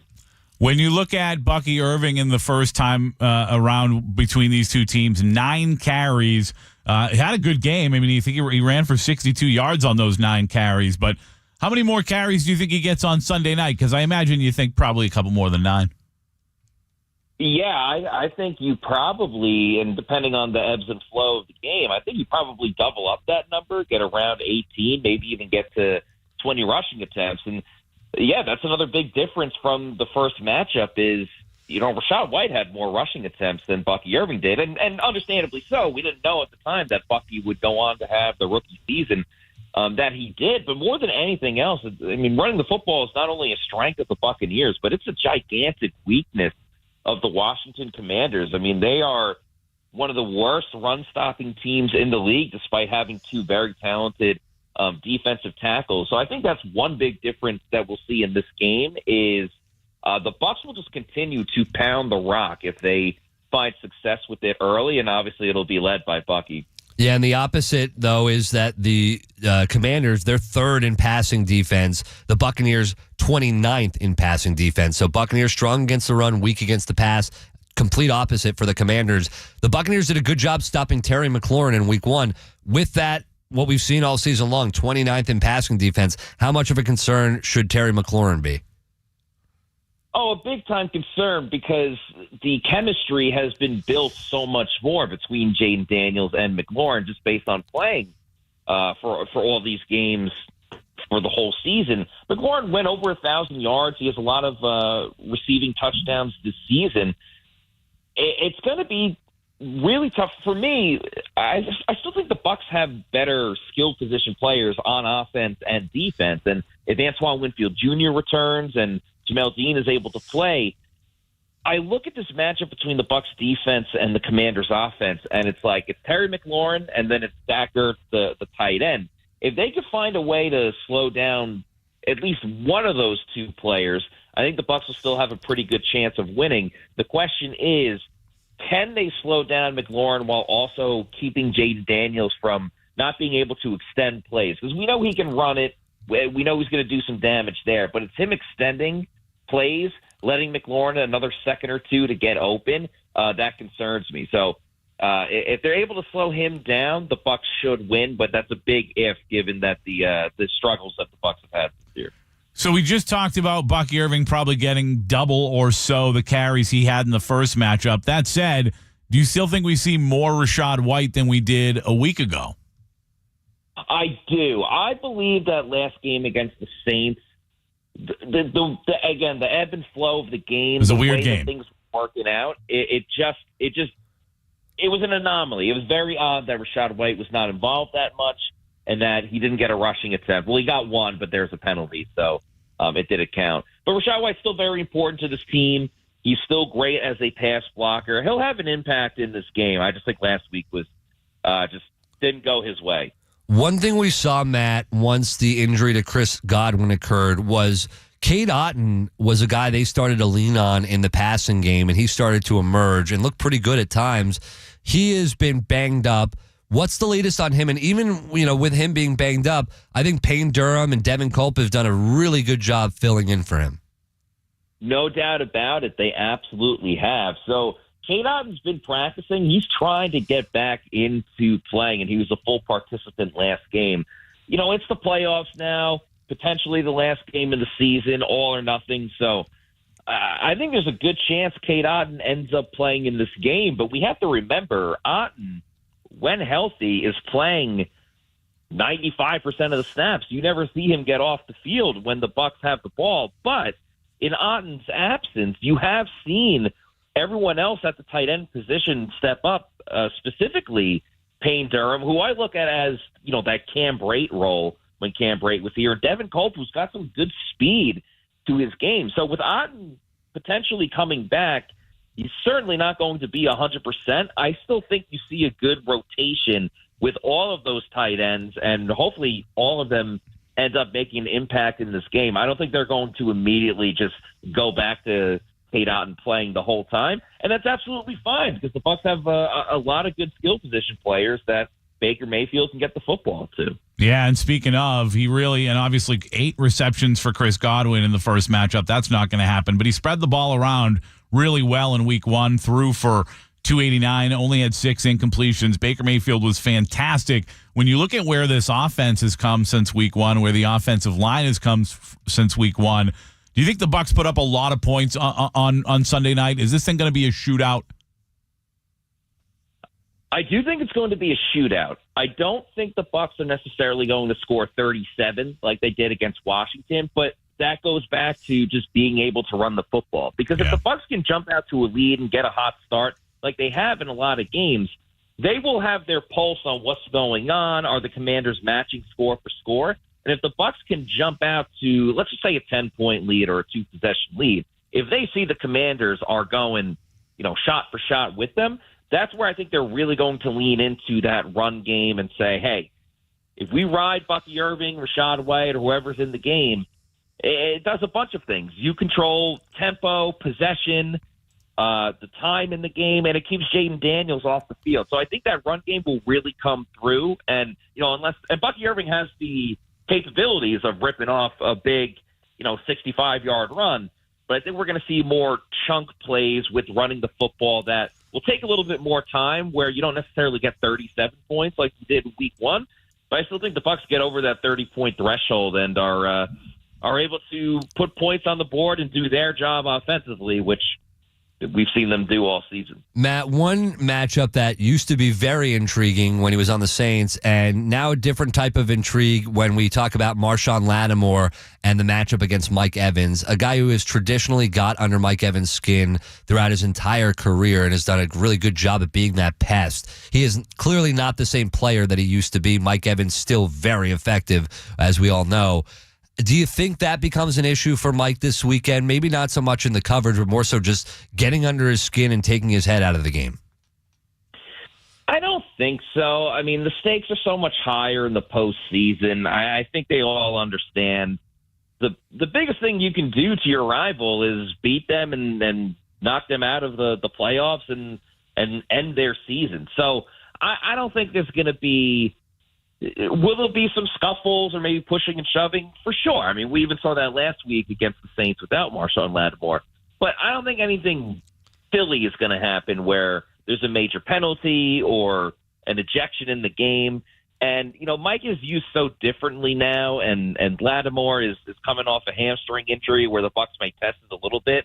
Mike still can have a big-time game just based on playing in the slot, going outside, doing all these different things. So it doesn't matter how good or bad these guys are. It's one of those things.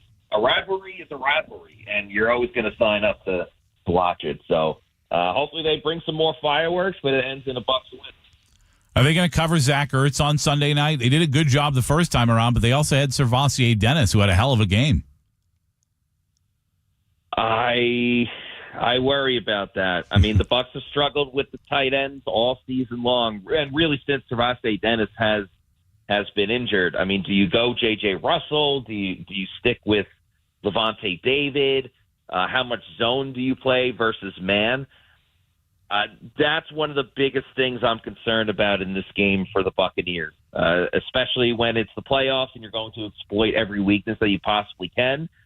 Hopefully you get vintage Levante David, and we don't know how much longer Levante's going to play for, so why not just ball out in these next 4 games and go out playing high flying? So we'll see. Yeah, we will, and hopefully we'll be talking about a win with you next week and this season continuing. At Maddie, the number 4_Matera to follow Matt on Twitter, and at Pewter Report and PewterReport.com to follow all the great stuff going on at Pewter Report. Matt, thanks so much. Enjoy the football this weekend. Thanks, guys. Have a good one. Thanks, Matt. We will, and we'll be finding out what's going on the latest with Chris Mathis. He's at the Raise the Flags event for the Buccaneers at Raymond James Stadium. We'll get into that on the other side and just how much better the Bucs rushing attack has been this season. We'll get into some of the numbers, but let me give you some of the numbers happening tomorrow only at Tampa Bay Downs.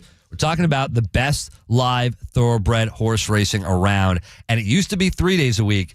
Now they're open 4 days a week. That's right, people. Wednesday, where admission is free, Friday, today, Saturday, and Sunday. So all weekend long, there's always action going on at Tampa Bay Downs. Go on out with your family, your friends, whoever, yourself. Put some bets in. You might see me out there. Come say hello. We'll put some bets in together. Get some food, get some drinks. Really great food over there at Tampa Bay Downs as well. Tomorrow, Skyway Festival Day. There is going to be a lot of action as there's 3 big stakes races going on, and you don't want to miss this. You've got to think about this, $150,000 when it comes to the Pasco and the Gasparilla races. So check it out only at Tampa Bay Downs this weekend. Once again, it is open now 4 days a week, Wednesday, Friday, Saturday, and Sunday. Free on Wednesdays. Live it up at the Downs. Check them out online, tampabaydowns.com. WDAE Traffic update. This report is sponsored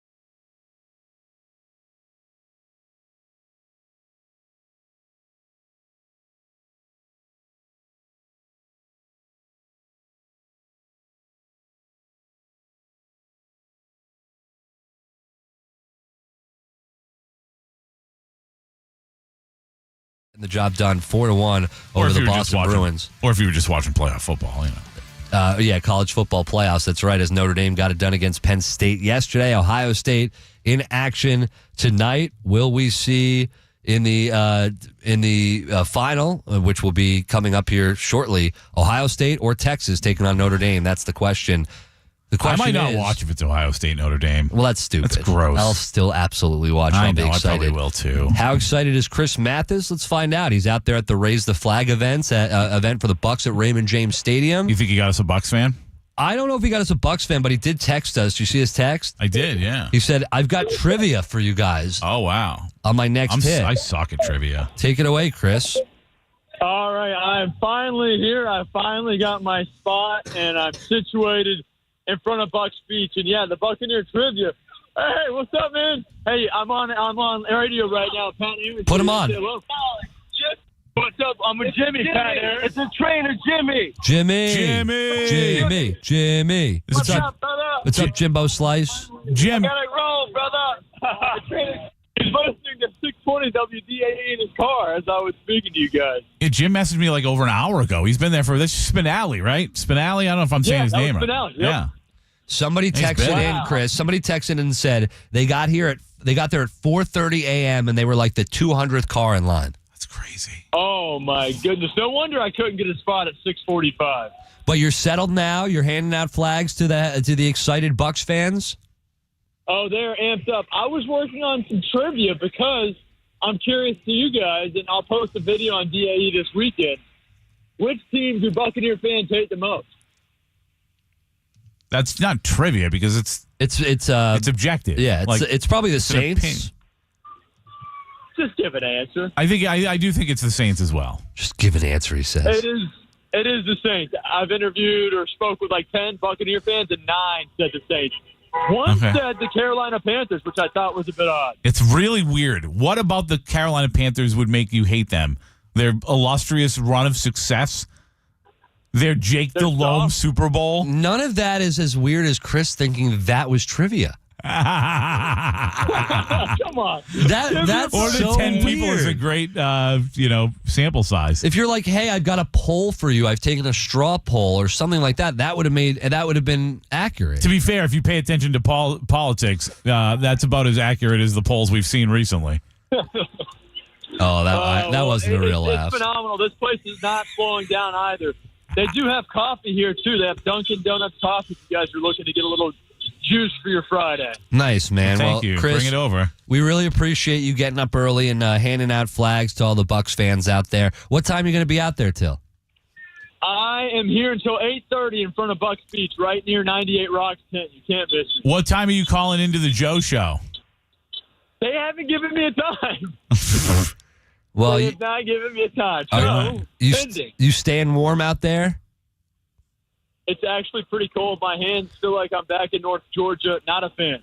Give Chris a shout out when you get out there. Make him feel good about being out there this early because he got up early. Stop honking your horn. It's a celebratory honk. Holy smokes. All right, guys. They're going crazy.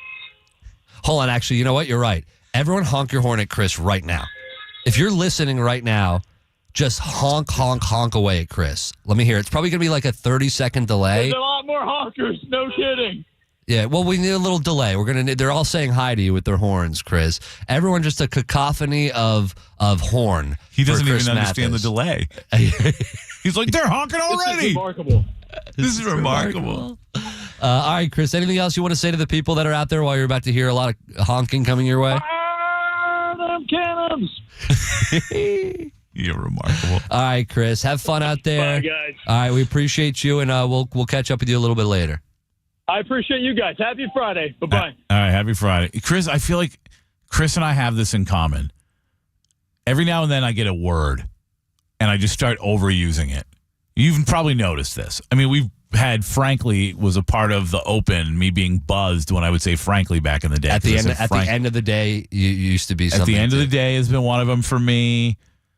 Remarkable seems to be the word of the day for Chris Mathis because he's taking very unremarkable things now and saying they are remarkable. Does T-Kraz say remarkable a lot? I don't know. Remarkable. You see it as a Seacrest thing? Well, no, sometimes the people you're influenced by and the people you're with, like that will get into your head. He looks up to T-Kraz. He works with him every day. He's an executive producer. Maybe remarkable is something we get a lot from T-Kraz. I've not noticed. Remarkable has been what we've seen from the Bucs running game this year. It has been remarkable. Considering what they were last year. Poo-poo. Like, I don't look at the run defense and go, they're remarkable. Because you know what? I've come to expect it because of what Vita Vea has been able to do and the guys around him, Kalijah Cansey. These guys have been, and really Vita Vea, I should say, because for years it's been a theme of being able to stop the run. So to me, the turnaround, well, there's no turnaround. They're just a really good run-stopping defense. What is remarkable, truly, is how the Buccaneers went from one of the worst running games in football to one of the best. And you can look at it and go, well, yeah, Liam Coen. No, it's not all Liam Coen. It's the offensive line. It's Bucky Irving. Those are the two big factors that have changed from last season to this season. Well, Liam Coen matters too, for sure. The way, like, you can see the way he designs plays. Like, they're not just running right up the middle. Obvious rushing plays all the time and just blocking better. But if you don't have Graham Barton doing his thing as a rookie, and you don't have this offensive line one more year of experience for guys like Luke Gedeke, for guys like Cody Mauch, Bredesen has had the experience, but he's a new guy, a new fit for this team. So when you and done a good job, aside from some penalties where you got to clean that up, he's done a good job this year. The offensive line has been so much more improved.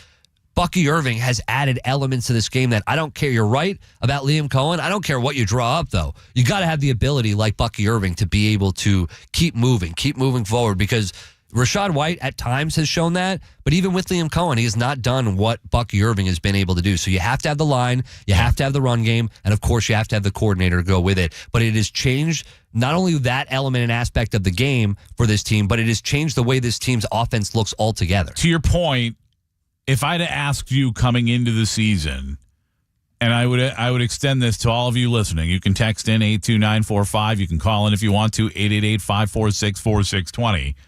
If I were to ask you coming into the season, will the Bucs be better running the football or stopping the run? Which would you have said? Running the football.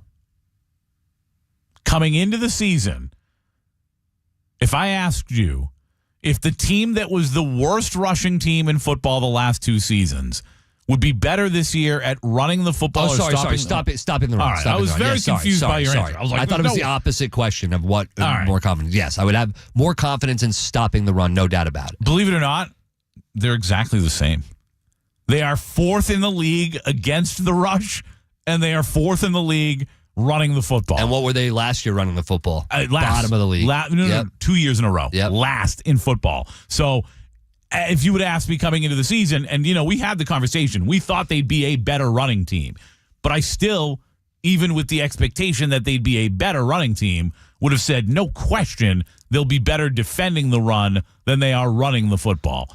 And that's not the case this season, which is remarkable. I thought last year what we were going to see, I thought the run game was going to take steps in the right direction last year. It didn't. Yeah. This year was the year it did. Incrementally. Like, it was better last year than it was the year before. It was still the worst in football. And that's why you combine that, one of the top running games in football, with one of the top passing offenses in football, and you have a top 5 offense that have seen a team that scores over 20 points every game. Yeah. Every game except for one all season long. And I don't know how many teams you can say that about, but I'll bet you it's very few. Yeah, no doubt. All right, so it's Football Friday. We've got playoff pick'em coming up here on the other side. No Jeff Attinella today from Smack Apparel. He's got something else going on today. So we'll get his picks a little later. He's been doing pretty good, 75 and 75 this year. He's right at 500. Jim Bob Morris, our friend from El Bandito Yankee Tequila, he's going to join us for Pick'em. Jim Bob's always fun. Yeah, Jim Bob's always a good time. So do you remember when we had him right after the draft? I don't remember specifically. Yeah. He was talking about the Bucs draft class. That was the wrong 2 one. years ago, I believe. No, it was last year. Yeah. It was last year. Listen, he was studying just the wrong year, and I commend him for that. On the other side, he will join us. He also invited us to sit in the suite at the Kansas City Chiefs game. We couldn't make it to that. I couldn't make it. You probably could have gone, you bum. At Arrowhead? Yeah. I do things with you, man. Just with me? I like experiences with you, dude. That's what I like. All right, we're going to football pick'em playoff edition coming up next on the Pat and Aaron Show. The Player of the Night, presented by Rivard Buick GMC.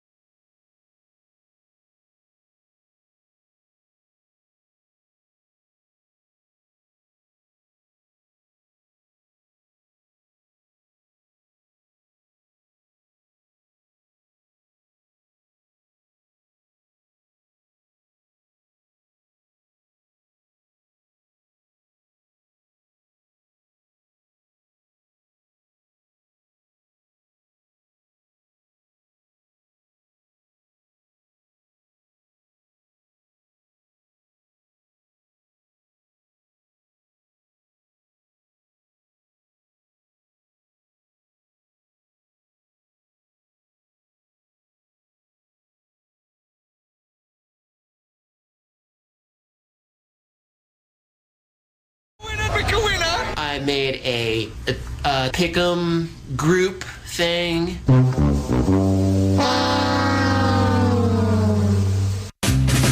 That's right. It is time for Football Pick'em on the Pat and Aaron Show, brought to you by Smack Apparel and El Bandito Yankee Tequila. Also, this hour of the Pat and Aaron Show brought to you by Green Tech Roofing and Solar. This is Smart Roofing. And again, don't forget Smack Apparel for all of your T-shirt, great sports T-shirt needs, and for all of your tequila needs. It is El Bandito Yankee Tequila, so smooth it is criminal. Speaking of being so smooth it is criminal, by the way, Jeff Attinella, he might have been hitting the El Bandito Yankee Tequila too hard last night because he partied too hard to be on with us. Jim Bob Morris from El Bandito Yankee Tequila, he is always partying, but never partying too hard to hang out with us. Jim Bob, good morning. How are you? Oh, guys, you're exactly right. I did hit the El Bandito pretty hard last night because I was celebrating the victory of the Irish, and we had a great time. You know, my kids are all big-time Catholic school kids, so we hit it hard last night. Oh, I like it. Hey, Aaron, with Jeff Attinella out today, do you think we should bring Buccaneer John? Yeah, I think that's a terrible idea. You don't want Buccaneer I think John. it's a great idea. He's actually been pretty good. Killing it, He's man. been pretty good as far as the one-word answers. Aaron's but just jealous because he sucks so bad in Pick'em this year. That's not bad. That's not wrong. That's not wrong. All right, so you want to bring Buccaneer John on? I don't know. You look up unhappy. You're like making signals with me. I don't know if you need something telling else. You I'm keeping score. Oh, okay, cool. All right.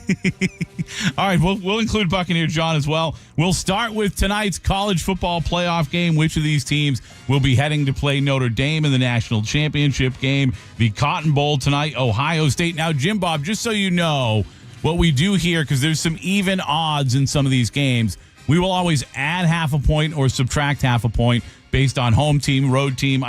There isn't a home team or road team tonight, but I did half a point more on Ohio State just so that we don't have any pushes on the show here. So it's a 6.5 point favorite for Ohio State taking on Texas tonight in the Cotton Bowl. Jim Bob, who do you have? I have $10,000 on Ohio State about 5 weeks ago to win the national championship, and it's not changing, fellas. I'm going to win about $70,000 when Ohio State kicks Texas' butt and then goes on to beat Notre Dame. So I'm going all the way, baby. Ohio State. Wow. See, I don't know if I wanted to go with that too, as far as like I feel that confidence. I'm like, he's got 10,000 on it, but you got 10,000 on them to win it all. Is it because you're jealous? Do you really? Yeah, of course. Do you really believe that they cover the 6.5? I do. I think Ohio State, they're so dominant. I watched, I love Day too. After that Michigan debacle and everybody was giving, him a bunch of crap, he was my rip, man. He was the rip from Yellowstone. He just said, hey guys, nobody's putting an effing flag on our field. That's just the way it is. And he kept with the message, man. I loved it. He was my rip from Yellowstone. I love that line so much. All right, give me Texas plus 6.5. I want it to be a close game.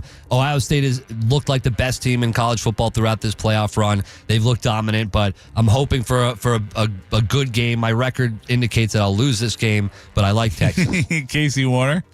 I'm going to have to go with Texas as well in this one to cover. I don't know if Texas will get the win. I do know that they will cover, though. I think this is a much more prepared team than Oregon was last week. I think Steve Sarkisian is a better coach than Dan Lanning. I think Quinn Ewers is a better quarterback than Dylan Gabriel. I think that's going to show in this game. Don't know if they'll pull off the win, but I do think Texas is going to cover that 6.5. I like that. Now, Casey, you wanted Buccaneer John on, so you've got to control putting him on the air. Correct? So, Buccaneer John, Ohio State minus 6.5 against Texas.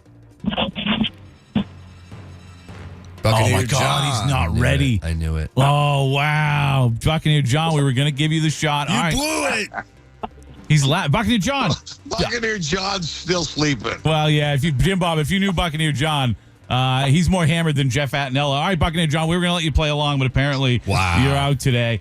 I am going to take Texas to cover as well, and I'm sure as hell going to hope that they win because, and my apologies to you, Jim Bob, and the $10,000. I just hate Ohio State. All right, we'll move on. I like Rip though. I'm just telling you. We'll move on to the NFL playoffs, and we'll move on to tomorrow when the NFL playoffs begin in Houston, when the Houston Texans are hosting a Los Angeles Chargers team that comes in as 2.5 point road favorites, Jim Bob. You know what? Harbaugh's done a great job turning the Chargers around. I'm not for sure what's going on with the Texans. They were great last year, but they're kind of on a slide. I'm going to take them Chargers. Yes, somebody has, one of our listeners put $2,500 on Houston on the money line. That's right. I'm with you, though. I just don't trust this Houston team this year.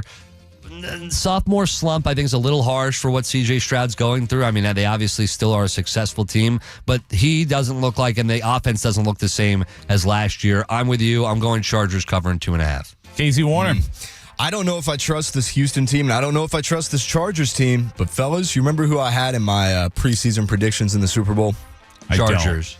No, I had the Texans and the Rams, and that is still possible. You all laughed at me. You all thought I was I'll laugh insane. at you again. Yeah, I know, as you should. But if that is actually going to come true, I got to go with my heart, and I got to go with what I picked in the preseason. I'm going to have Houston to cover this one in that hopes that the Rams and the Texans somehow make it to the Super Bowl. I never trusted the Los Angeles Chargers because of the way that they played every single year. I sometimes called them the Cowboys of the AFC because they were always favorites and they never really lived up to any of it. Kind of like Justin Herbert. He was an MVP candidate, but he never lived up to it. Good young quarterback, but not the guy that people say he is. That said, Jim Harbaugh is a guy I believe in, and I'm with Aaron. I don't like the way Houston's playing this season. I'm going to go with the Los Angeles Chargers as well. Let's go to the other AFC matchup on Saturday in Baltimore, where they take on the Pittsburgh Steelers. This thing's typically close. It was one of the times they played this season. The second time Baltimore ran away with it. That's the expectation from Vegas tomorrow, as they are 9.5-point home favorites, Jim Bob. I'll tell you what, I don't know what's going on at Pittsburgh. They're on a pretty big slide. What have they lost? Like 4 in a row? It's a lot of points. And I think what's going to happen is we're going to see a lot of Derrick Henry. It's going to be Derrick Henry. And what an addition. Hey, talking about bringing the running back to the NFL. Finally, him and Shaquan Barkley is making everybody aware, hey, running back should get more money. So I'm going with Derrick Henry, and I'm taking them 9.5 points. Yeah, this one's a tough one to me because I look at the history, especially recently, but always with Pittsburgh and Baltimore, they're just close games. Yeah. Pittsburgh, you're absolutely right, is moving in the opposite direction of Baltimore. Lamar Jackson in his playoff career has struggled. He has not looked like the regular season MVP that we've seen multiple times, by the way. But the run game and the addition of Derrick Henry changes that this year. And they are a much different football team because of it. And I think it puts them at ease. They establish the ground game. They get moving here. I still think it's somewhat close. It's going to be double digits, but Pittsburgh's going to hang around. But I'm going to take the Ravens to cover this year. Casey Warner? Yeah, I'm going to go the Ravens to cover as well. If it were at Pittsburgh, I would think that they would have a lot more of a chance to cover that 9.5. But I think Lamar Jackson's got to have a statement game here. He's had an MVP regular season. He's going to try to repeat that in the postseason. Got to make a move eventually. Hasn't done it in past years, so he's going to have a big game here. And I think Baltimore wins this one easy. We always say if we all go one way, you may want to bet the other way because it always seems to fail when we all pick the same thing. But that's what's exactly going to happen in this one. I will take Baltimore to cover the 9.5 points as well. We'll move on to Sunday's games, which begin with the early one, and they're probably glad for that with the weather and the way it's going to look in Buffalo on Sunday. Denver travels across the country to deal with that cold, and a Buffalo Bills team that comes in as a 9.5-point home favorite. Jim Bob, another 9.5 point. Listen, there's nobody that's played the quarterback position better than Josh Allen this year. And Bo Nix, as far as rookie quarterbacks, I think they're like 12 and 19 or something like that coming into playoffs. I'm going to take Buffalo to crush Denver, and I'm taking them points too. All right. I think Buffalo, this is their year with everything. Patrick Mahomes and the Chiefs aren't the same team. I think they see the opportunity at hand. I still think it's easier said than done. Weather's going to be bad. They live for that. But Denver, too. It's a very well-coached team. What we see from Sean Payton in Denver. I love what Bo Nix has done this year.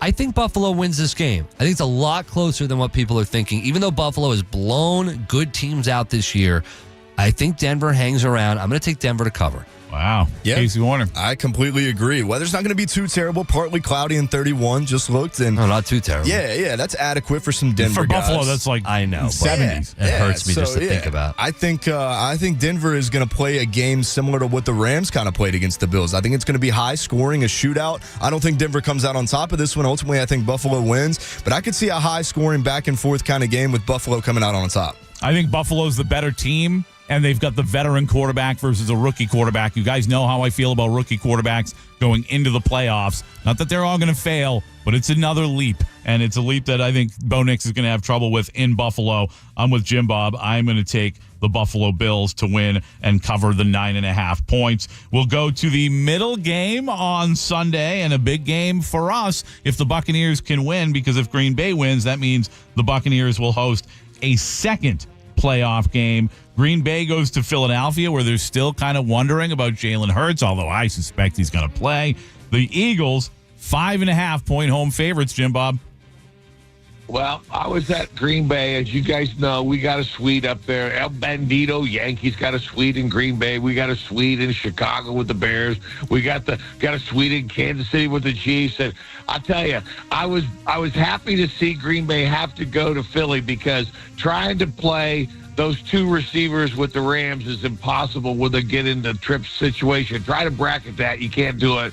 I'm gonna tell you, I think Green Bay matches up pretty good against Philly. If you stop, Shaquan Barkley, and you stop Smith, you got about a 66% chance to win this game. I think this game's going to be close. I'm going to take Green Bay to upset, even though all of the money in the world is on Philly. And that's why, honestly, that I don't care where the money's at. I go with the feel a lot of the times, even though I haven't been right this year. There's something about this game. I know Jordan Love dealing with the elbow issue now. I know Jalen Hurts with a concussion coming back and the finger injury. I think 5.5 is too much. I could see Green Bay winning this game outright on the road. I'm taking Green Bay to cover the 5.5. And the thing that bothers me and concerns me is I feel really good about it. Casey Warner, are you going to make it 3 for 3? I am. It's really scaring me how many people are actually picking this. This is like the trendy upset of the weekend, and I got to go with it too, but I'm going to go with it for a different reason. Green Bay wins. They'll end up taking on the Lions in the divisional round. Rams win. Bucks win. Rams come down to Tampa to play the Bucks at Ray J in a couple weeks. So you're looking to become public enemy number one, is what you want. That's right. Yeah, I would love for that to happen. I like being the heel. I don't mind, but I want that matchup. I think it would be an awesome, awesome matchup, and I more or less just think Green Bay is going to get the upset this time, even without Christian Watson. I'd love to see the Bucks find a way to host another playoff game, and I hate the Philadelphia Eagles.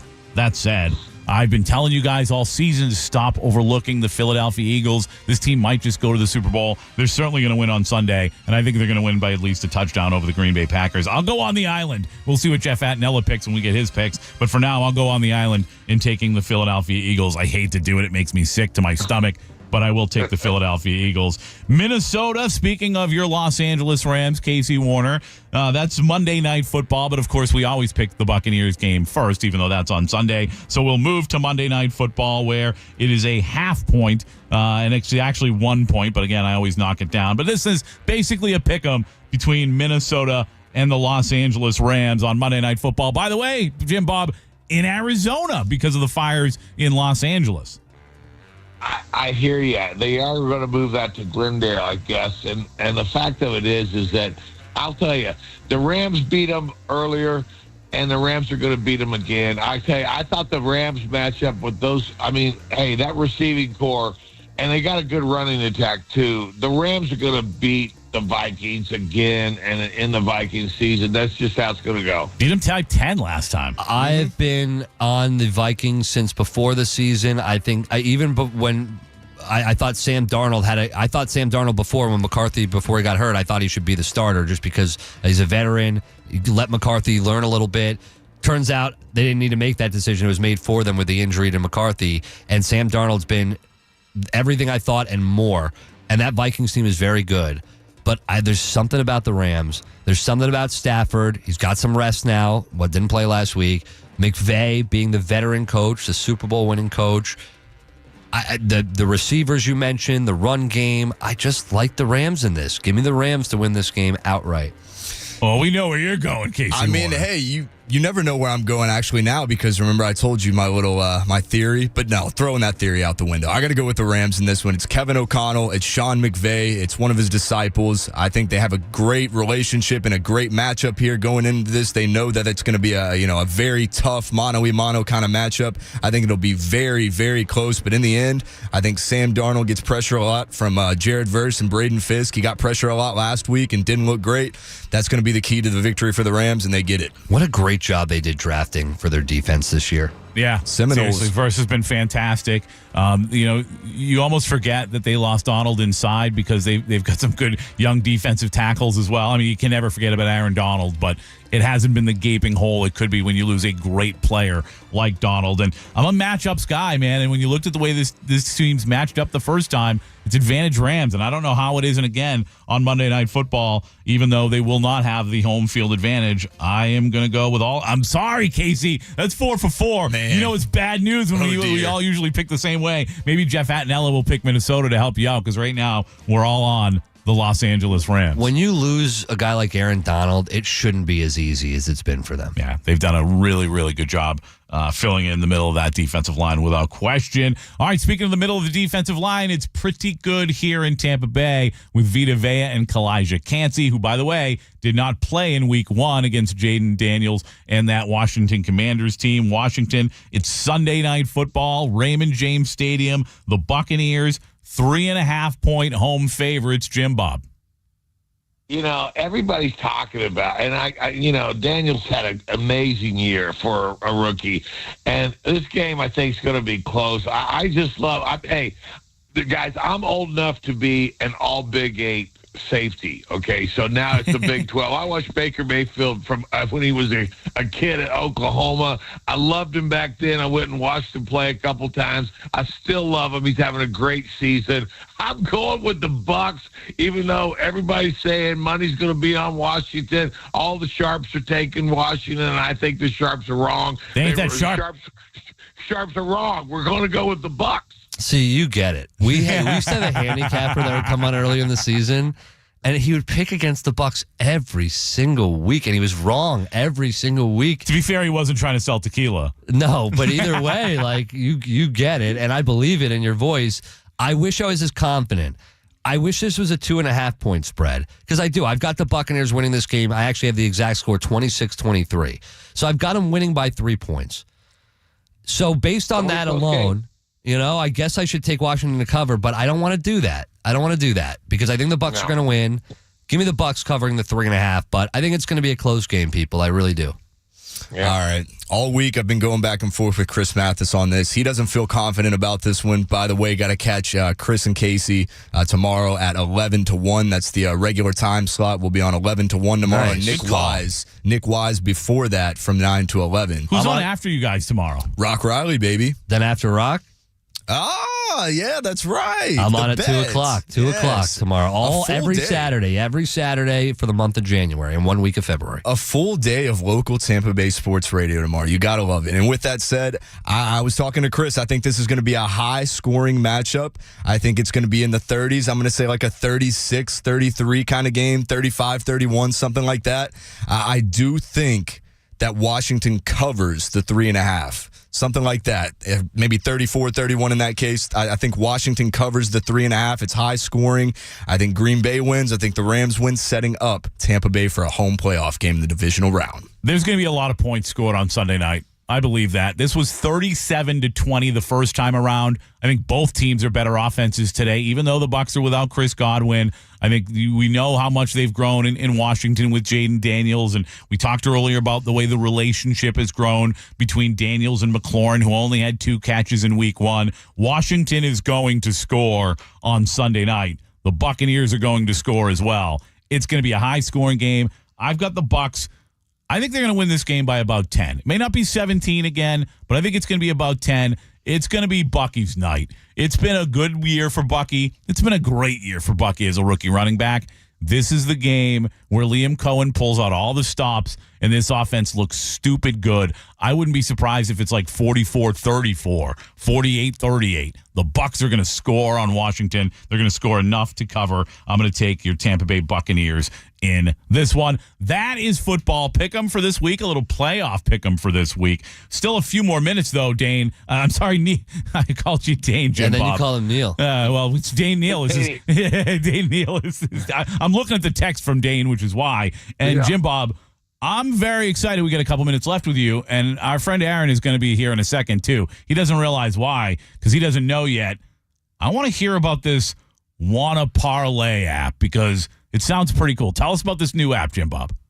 Okay, so for some stupid reason, I decided that I wanted to jump in and create another sports gaming betting app. And so, which we did a couple of years ago. We launched it in Brazil. It was Wana.com. And what it allowed you to do is I could play any of you guys in any sports game, and we could set our own spreads. Like if you like Tampa so much, I would go, you know what? The spread's 3.5. How about this? Let's just go even up. I could talk you into that, and we could smack talk, and you could set your own spread. And if I agreed to it, that was the wager. And so we launched that in Brazil, and we did really great with that down in Brazil until the new regime came in and changed everything. So we brought it to the States. We haven't done the full betting scale yet. We did the daily fantasy sports, and we launched it all across the United States. And so we're bringing on about 10,000 people every week right now to play on Wanna Parlay. And so it's basically you can play, touchdown hero, you can play basketball, you can play football, and you can do parlays, and your parlay has to be better than the one I put together. So $2 can win you $2 million. It's the richest parlay in the world on Wanna Parlay. So we're taking on the chalkboards, we're taking on the prize picks, we're taking on underdogs, we're taking them all on across the United States, and it's been, I'll tell you, it is hard work, guys, man. I've never gotten anything. Of all the companies we run, this might be the hardest. That sounds fun. That sounds like a good opportunity to win a lot of money with not putting down a lot of money. I like that. Aaron's specialty. You'll see Aaron's name on that app later today. There's no question about it. Get on it, guys. Get on it. Let's go. Yeah, we're going to get on that and the El Bandito Yankee Tequila. We'll be on all kinds of stuff. Jim Bob, always a pleasure, my friend. Love having you on. Let's talk again soon. Guys, see you later. Thanks a lot. Go Bucs. I'll see you. Go Bucs. They'll be down there, by the way, in New Orleans for the Super Bowl as well, doing their tailgating, El Bandito Yankee Tequila. So keep your eyes open for them. See, he gets it. I always love having him on because he's a ball of energy. But, like, earlier in the year, this guy, I'm the handicapper. I'm like, dude, no one's going to believe or trust your picks if you're coming on Tampa Bay Sports Radio, and we're asking you to pick 3 games, any 3. And he would go out of his way to pick against the Bucs. It was crazy to me. Have we had a more hated guest? No. I don't know that we've had a more hated guest. Never. I mean, I kind of hate. I didn't hate him, but like, I wasn't in love. I loved him. I actually liked it. I liked him. I thought he was good. Like, he had good picks, except for when he would go against the Bucs, which was every week. It was his only loss every week. Made no sense to me. And then we'd bring him on and be like, so this week you're going to get it, right? And he'd be like, well, actually. It's like, when are you going to figure this one out? Yeah. He loved Syracuse. To be fair, they had a good he loved Syracuse. Pretty good season. Yeah. Good end of the season. Don't ask Miami fans, though. Yeah. They're not very happy about it. That's for sure. Hey, by the way, want to remind you again, this hour of the Pat and Aaron Show is brought to you by Green Tech Roofing and Solar. This is Smart Roofing. When we return, smart football talk, or maybe not. We'll see. We'll talk more about why the Bucs beat the Washington Commanders on Sunday night. On the other side, if you want to jump aboard, 888-546-4620. We know we missed a couple of calls last hour. We just didn't have a chance to get to you guys. If you want to jump aboard, 888-546-4620, or text your thoughts to the Bartow Ford DAE.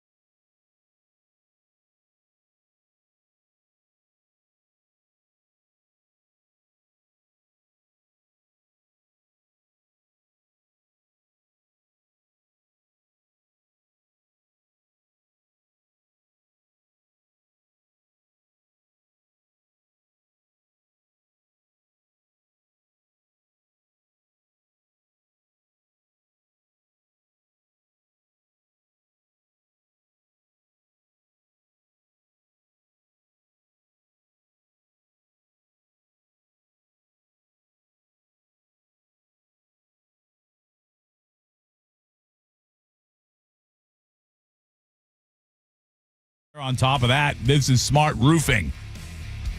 Yeah. Smart Roofing and Solar. Green Tech Roofing and Solar. Thank you to those guys for bringing us this hour of the Pat and Aaron Show. We are on top of things. And the Buccaneers are once again on top of the NFC South as they head into the playoffs against the Washington Commanders on Sunday night. We said this earlier when we started the show. Throw week one out the window. Throw week one out the window. And it's not just because Jaden Daniels, who obviously is a rookie quarterback, has grown leaps and bounds since week one. This Buccaneers offense has grown leaps and bounds since week one. In particular, the offensive line, the rushing attack in week one. It was like, okay, let's see what we can do. In week 18 and beyond, like into the playoffs, we're one of the best rushing attacks in football, and we're going to punch you in the mouth. That was definitely not the case in week one, where Bucky Irving had 9 carries.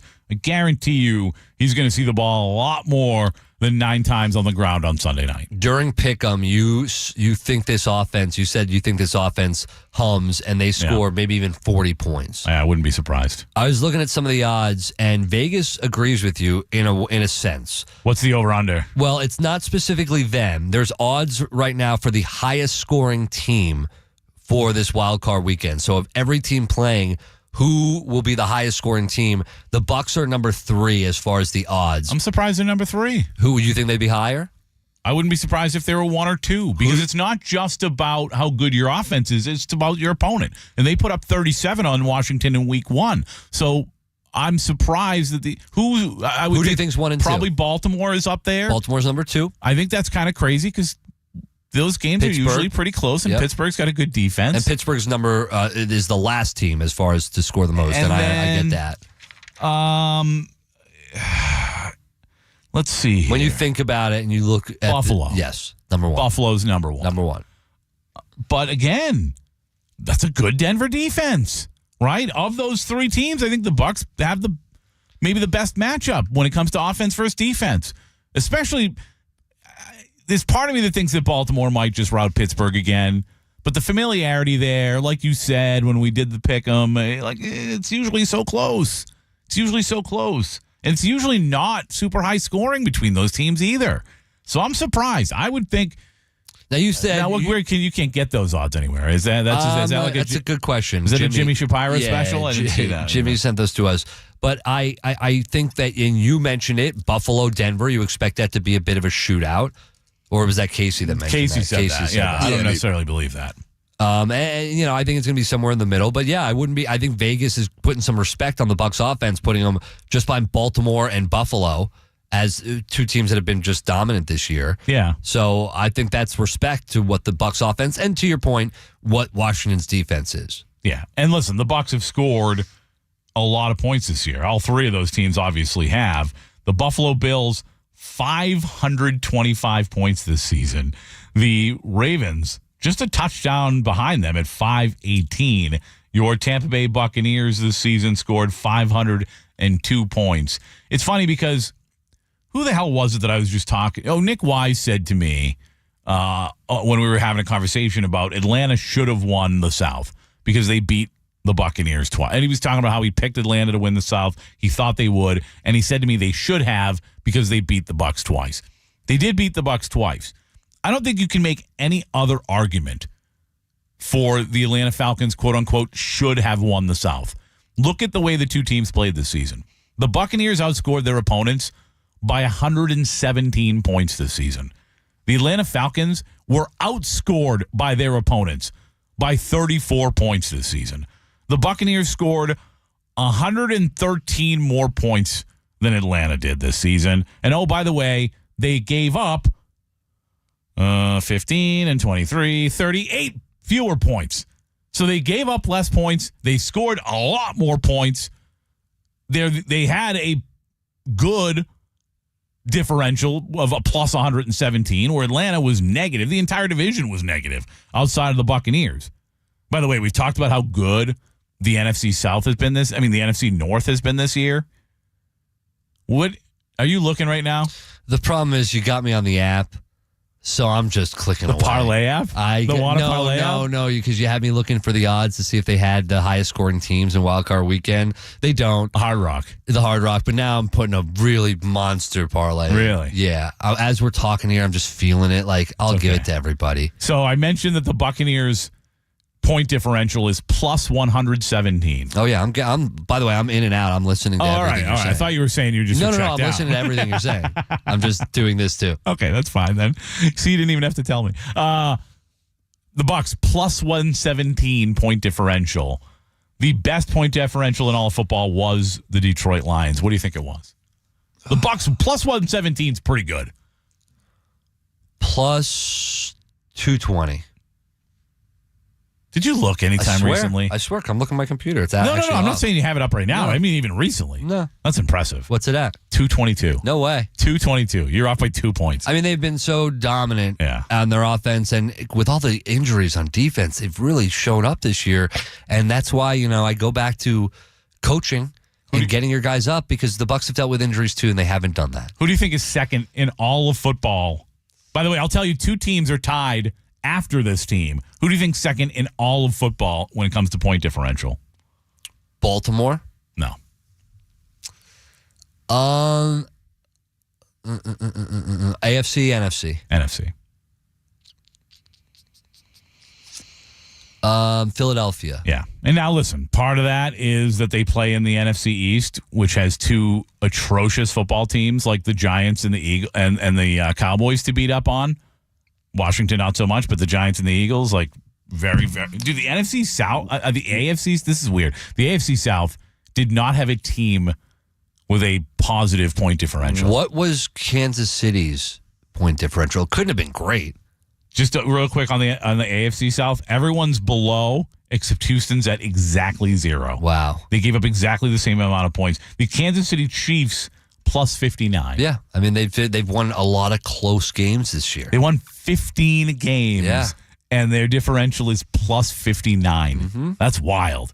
But that's good football teams. They win close games. Yeah, those are the teams that find a way. And I'm telling you, I know they don't look like anybody's Super Bowl favorite. I will not be surprised if, just as I said at the beginning of the season, we're all just here to lose to the Chiefs at some point. They win close games, and that is a sign of a good football team. Brilliant coaching. But now in the playoffs, and you saw it earlier in the year when they lost to Buffalo, I believe, by 10 points. By the way, not the first time they've lost to Buffalo in the regular season. Yeah, but you know what? This year's a little different, because if you go down 2 scores, you keep games close, you can win them. But you go down, because they have a good defense. You go down, though, multiple scores, and it's crazy to think with the greatest quarterback on the planet on your side in Patrick Mahomes, I don't trust they have the weapons to overcome that anymore. The ways they used to. They've got the only weapon they need. I'm telling you. In years past, they could do it. In years past, they could do it. This year, I have not seen enough to say that if they're playing Buffalo or Baltimore, and they start to run it up on them, and they're in complete control, I don't know if Kansas City's coming back in that game. Pat Mahomes is a Moab. You know what a Moab is? That bomb. Casey, do you know what a Moab is? There was this game called Balloons Tower Defense that I used to play, and it had a Moab in it, and it was this giant, unbreakable, just like menace that was like a unstoppable force. Is that right? Massive ordnance air blast. Yes. Or mother of all bombs. Mother of all bombs. There we go. Yeah. That's Pat Mahomes. He doesn't need other weaponry, man. He's the mother of all quarterbacks. He's the mother of all bombs. Listen, dude. He's Moac. He by himself can ruin your whole day. Can wipe out your whole neighborhood. Hey, Patrick can ruin Mahomes, your whole city. You are the mother of all quarterbacks. Thanks. I love that. I'm sure he would. Listen, if he knew the comparison was to the mother of all bombs. You are the mother of all quarterbacks. That's right. If it was a comparison to the mother of all bombs, if it was you can single-handedly destroy an entire city with your right arm, that's Pat Mahomes, dude. I hope I'm wrong. I don't want to see them win another Super Bowl, even though I don't hate them the way I have other dynasties for some reason. Maybe it's because I kind of like Pat Mahomes and Andy Reid is so fun with his stupid Allstate commercials. Football Friday. Yeah. Going into the playoffs right now. Who do you have winning it all? Like, to me, I have a clear picture of who's winning it all. Bucks. If I had to put money on it, it'd probably be Kansas City. It would. Listen, dude, you give Andy Reid time. He's got this week off. He's game planning for next week already. He doesn't care who he's playing. I'm telling you, if the Chiefs don't win it all, they're going to be an incredibly difficult out, and I won't be surprised. If I had to put my money on somebody, it would probably be Kansas City. I wonder where they are when it comes to odds. Do you have those odds? Yeah, I actually do. They're on my phone. I have, but then I got to back out of this parlay. I love making you look stuff up. The odds for them to win the Super Bowl are plus 350. Plus 350. You see Nick Wise is mad at me. No, I did not. I've got the Ravens winning it all. The only thing is, and they're so balanced now, and that defense and that the run game, and Lamar, I think Lamar's out for blood, and I think he's out to change the narrative that he's only a regular season quarterback. The Zay Flowers injury does concern me. And it's actually a part of why I think this Pittsburgh game can be closer than people think. That does good reason why. It changes the offense a lot without Zay Flowers. Now you really have to start getting Rashad Bateman involved a lot more. You have to start utilizing Mark Andrews because at times they don't utilize him. I'm changing my pick. I'm kidding. So I think, but Derrick Henry, this is where that run game and Derrick Henry and Lamar Jackson, and they've got some good tight ends, Isaiah Likely and Mark Andrews. You're going to have to open up that offense, but Zay Flowers is a big miss for them, and they're going to have to get him back for the run. All right, time to wrap up this Football Friday. Time to wrap up this week. It's the Blender coming up on the other side on the Pat Aaron Show on 95.3 WDAE and AM 620. Don't forget, Nick.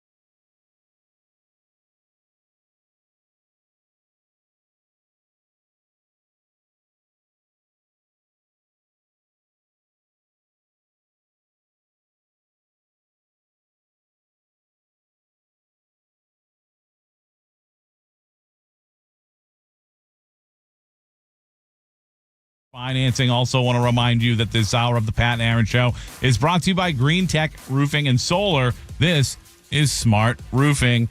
Casey Warner, you're smart. What have we missed during today's program, young man? Another smart move is a full day of local programming tomorrow on WDAE. Gabe in Seminole called in and he was praising us. He was like, man, I love those days where it's just a full day of local Tampa Bay sports programming, and you got that coming your way tomorrow beginning at 9. You got Nick Wise solo, his new show starting by himself at 9 a.m. tomorrow. That goes until 11. Then at 11 a.m. going until 1 p.m., we got me and Chris Mathis on Chris and Casey. That'll be our first time in the 11 a.m. slot. That's where you can hear us every Saturday. Rock Riley at 1 p.m. after that. And then Aaron Jacobson paying off his bet at 2 p.m., right? Yep. 2 o'clock, I'll be on for an hour. Every Saturday. What are you talking about tomorrow? Are you going to go outside the box because it's like Saturday? You're going to get weird like we used to do on Saturdays? Get a little weird. Obviously we're going to be previewing the Bucs game on Sunday night. But, yeah, we're going to get a little weird. If I were to say one thing about what I noticed last Saturday, I think we need an open for Chris and Casey. I would love that. Yeah. We'll have to get to work on that because that's always cool. Gives it a nice little ring. All right, let's throw some news, though, in the blender here. News today is the Raiders have fired their GM, Tom Telesco. Las Vegas parts ways with their GM just 2 days after firing head coach Antonio Pierce. And this might be a little bit of Tom Brady getting to work. He's the minority owner at the Raiders, and some are questioning whether he's going to continue broadcasting at Fox Sports and just focus on being part owner of the Las Vegas Raiders. What say you guys? Do you think he's cooking this offseason, getting it done his way in Las Vegas?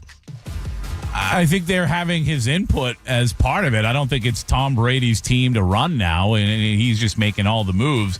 Clearly, they've asked for his input, and they're having him talk to people like he did Bill Belichick. It's interesting because they note on Pro Football Talk how the coaching search for the Raiders it says, the headline is ups the ante on his conflict of interest because he'll be calling a game this weekend that could involve a potential coaching candidate for the Raiders. You have to think that we're not going to hear Tom Brady calling games for that much longer because this conflict of interest is going to become so much bigger when you think about so many things involved in what Tom Brady, you're going to have him so involved in this coaching search too that I think it's smart. If you have a coach that's going to go, a future coach, you got Tom Brady going up to you and saying, hey, I want you to run this team. Makes it a little harder to say no. You think so? Yeah, I do. All right. I don't know. If Tom Brady was going to be the quarterback, I think it might make it harder to say no. But I still, I need to know who the GM is now that there isn't a GM. There's a lot. If I'm a good head coaching candidate, there's a lot more I need to know than Tom Brady wants me there. Ben Johnson, somebody you thought maybe he wants to be able to choose which GM he's going to work with. Well, this makes it a much better situation for him. To be fair, that's the reporting. It's not that I think Ben Johnson wants that. I don't know anything about Ben Johnson other than what's being reported. And we've sprinkled it in today many times throughout the show, but it is a football Friday. Your Tampa Bay Lightning won last night 4-1 against the Boston Bruins at Amalie Arena. Nice game for Brandon Hagel. He had a goal and an assist. Ryan McDonough had 2 assists, and Anthony Cirelli had a goal as well. Those were your 3 stars of the game. 6 straight losses for the Bruins. They are reeling right now. And Braden Point reaches 600 career points in that victory. So shout out to Braden Point having another good season. More importantly, 2 straight wins for the Tampa Bay Lightning after a 4-game losing streak of their own. Get a little momentum. That's what they needed. Yeah, needed to munch some points. Currently in the Eastern Conference Atlantic Division, you have Toronto, who is 27-14-2 with 56 points. The Florida Panthers, who are 25-15-2 with 52 points. Then you got a bit of a gap. The Tampa Bay Lightning with 46 points. They just jumped Boston, who has 45 points last night with that victory. And then this weekend, the Tampa Bay Lightning will be going to New Jersey, a little East Coast road trip coming up for the Lightning. They will play at New Jersey Devils at 7 p.m. on Saturday, and then on Sunday at Pittsburgh Penguins, and then next Tuesday they go to Boston to face the Bruins on the road. Why are we scheduling NHL games on a Sunday? Especially on a playoff Sunday. Gotta play them sometime. On a playoff Sunday. Nobody is watching the NHL on a playoff Sunday. Shame on the NHL. For me, read the room, as Aaron likes to say. Well, this weekend for me will be mostly about football. Starting tonight, 7:30, Ohio State, Texas, and the Cotton Bowl. That's what I'm saying. And, I've got the Knicks are playing tonight at home against Oklahoma City. That game starts at 7:30. And by the way, even though I have the package, it's on NBA TV. So with that being said, I'm still going to be watching. I'll keep my eye on that matchup because that's a really good matchup. But I will be watching primarily the Cotton Bowl tonight. Playoffs always take precedent. We said that even with lesser sports than football, playoffs always take precedent. Like, there's no way I'm watching the NHL with a college football playoff game. There's no way with an NFL playoff game that I'm watching the NHL. Like, now I'll keep up on what the Lightning are doing. I'll even poke over there and look at it. But football, man. Yep. Football is king. Football Friday. I do want to throw this in as we close off the show, though. The only two undefeated teams in American Athletic Conference play in men's basketball right now, Memphis and your USF Bulls. Watch them on Saturday. Saturday at Tulane, 2 p.m. Go Bulls. Yeah, we'll be keeping our eye on that. But like we said, it's a NFL weekend. It's a college football playoff tonight. It's honestly one of the best weekends. Yeah. And hopefully it'll be a great Monday when we return. Hopefully it'll be a victory Monday when we return. Until then, for Kate.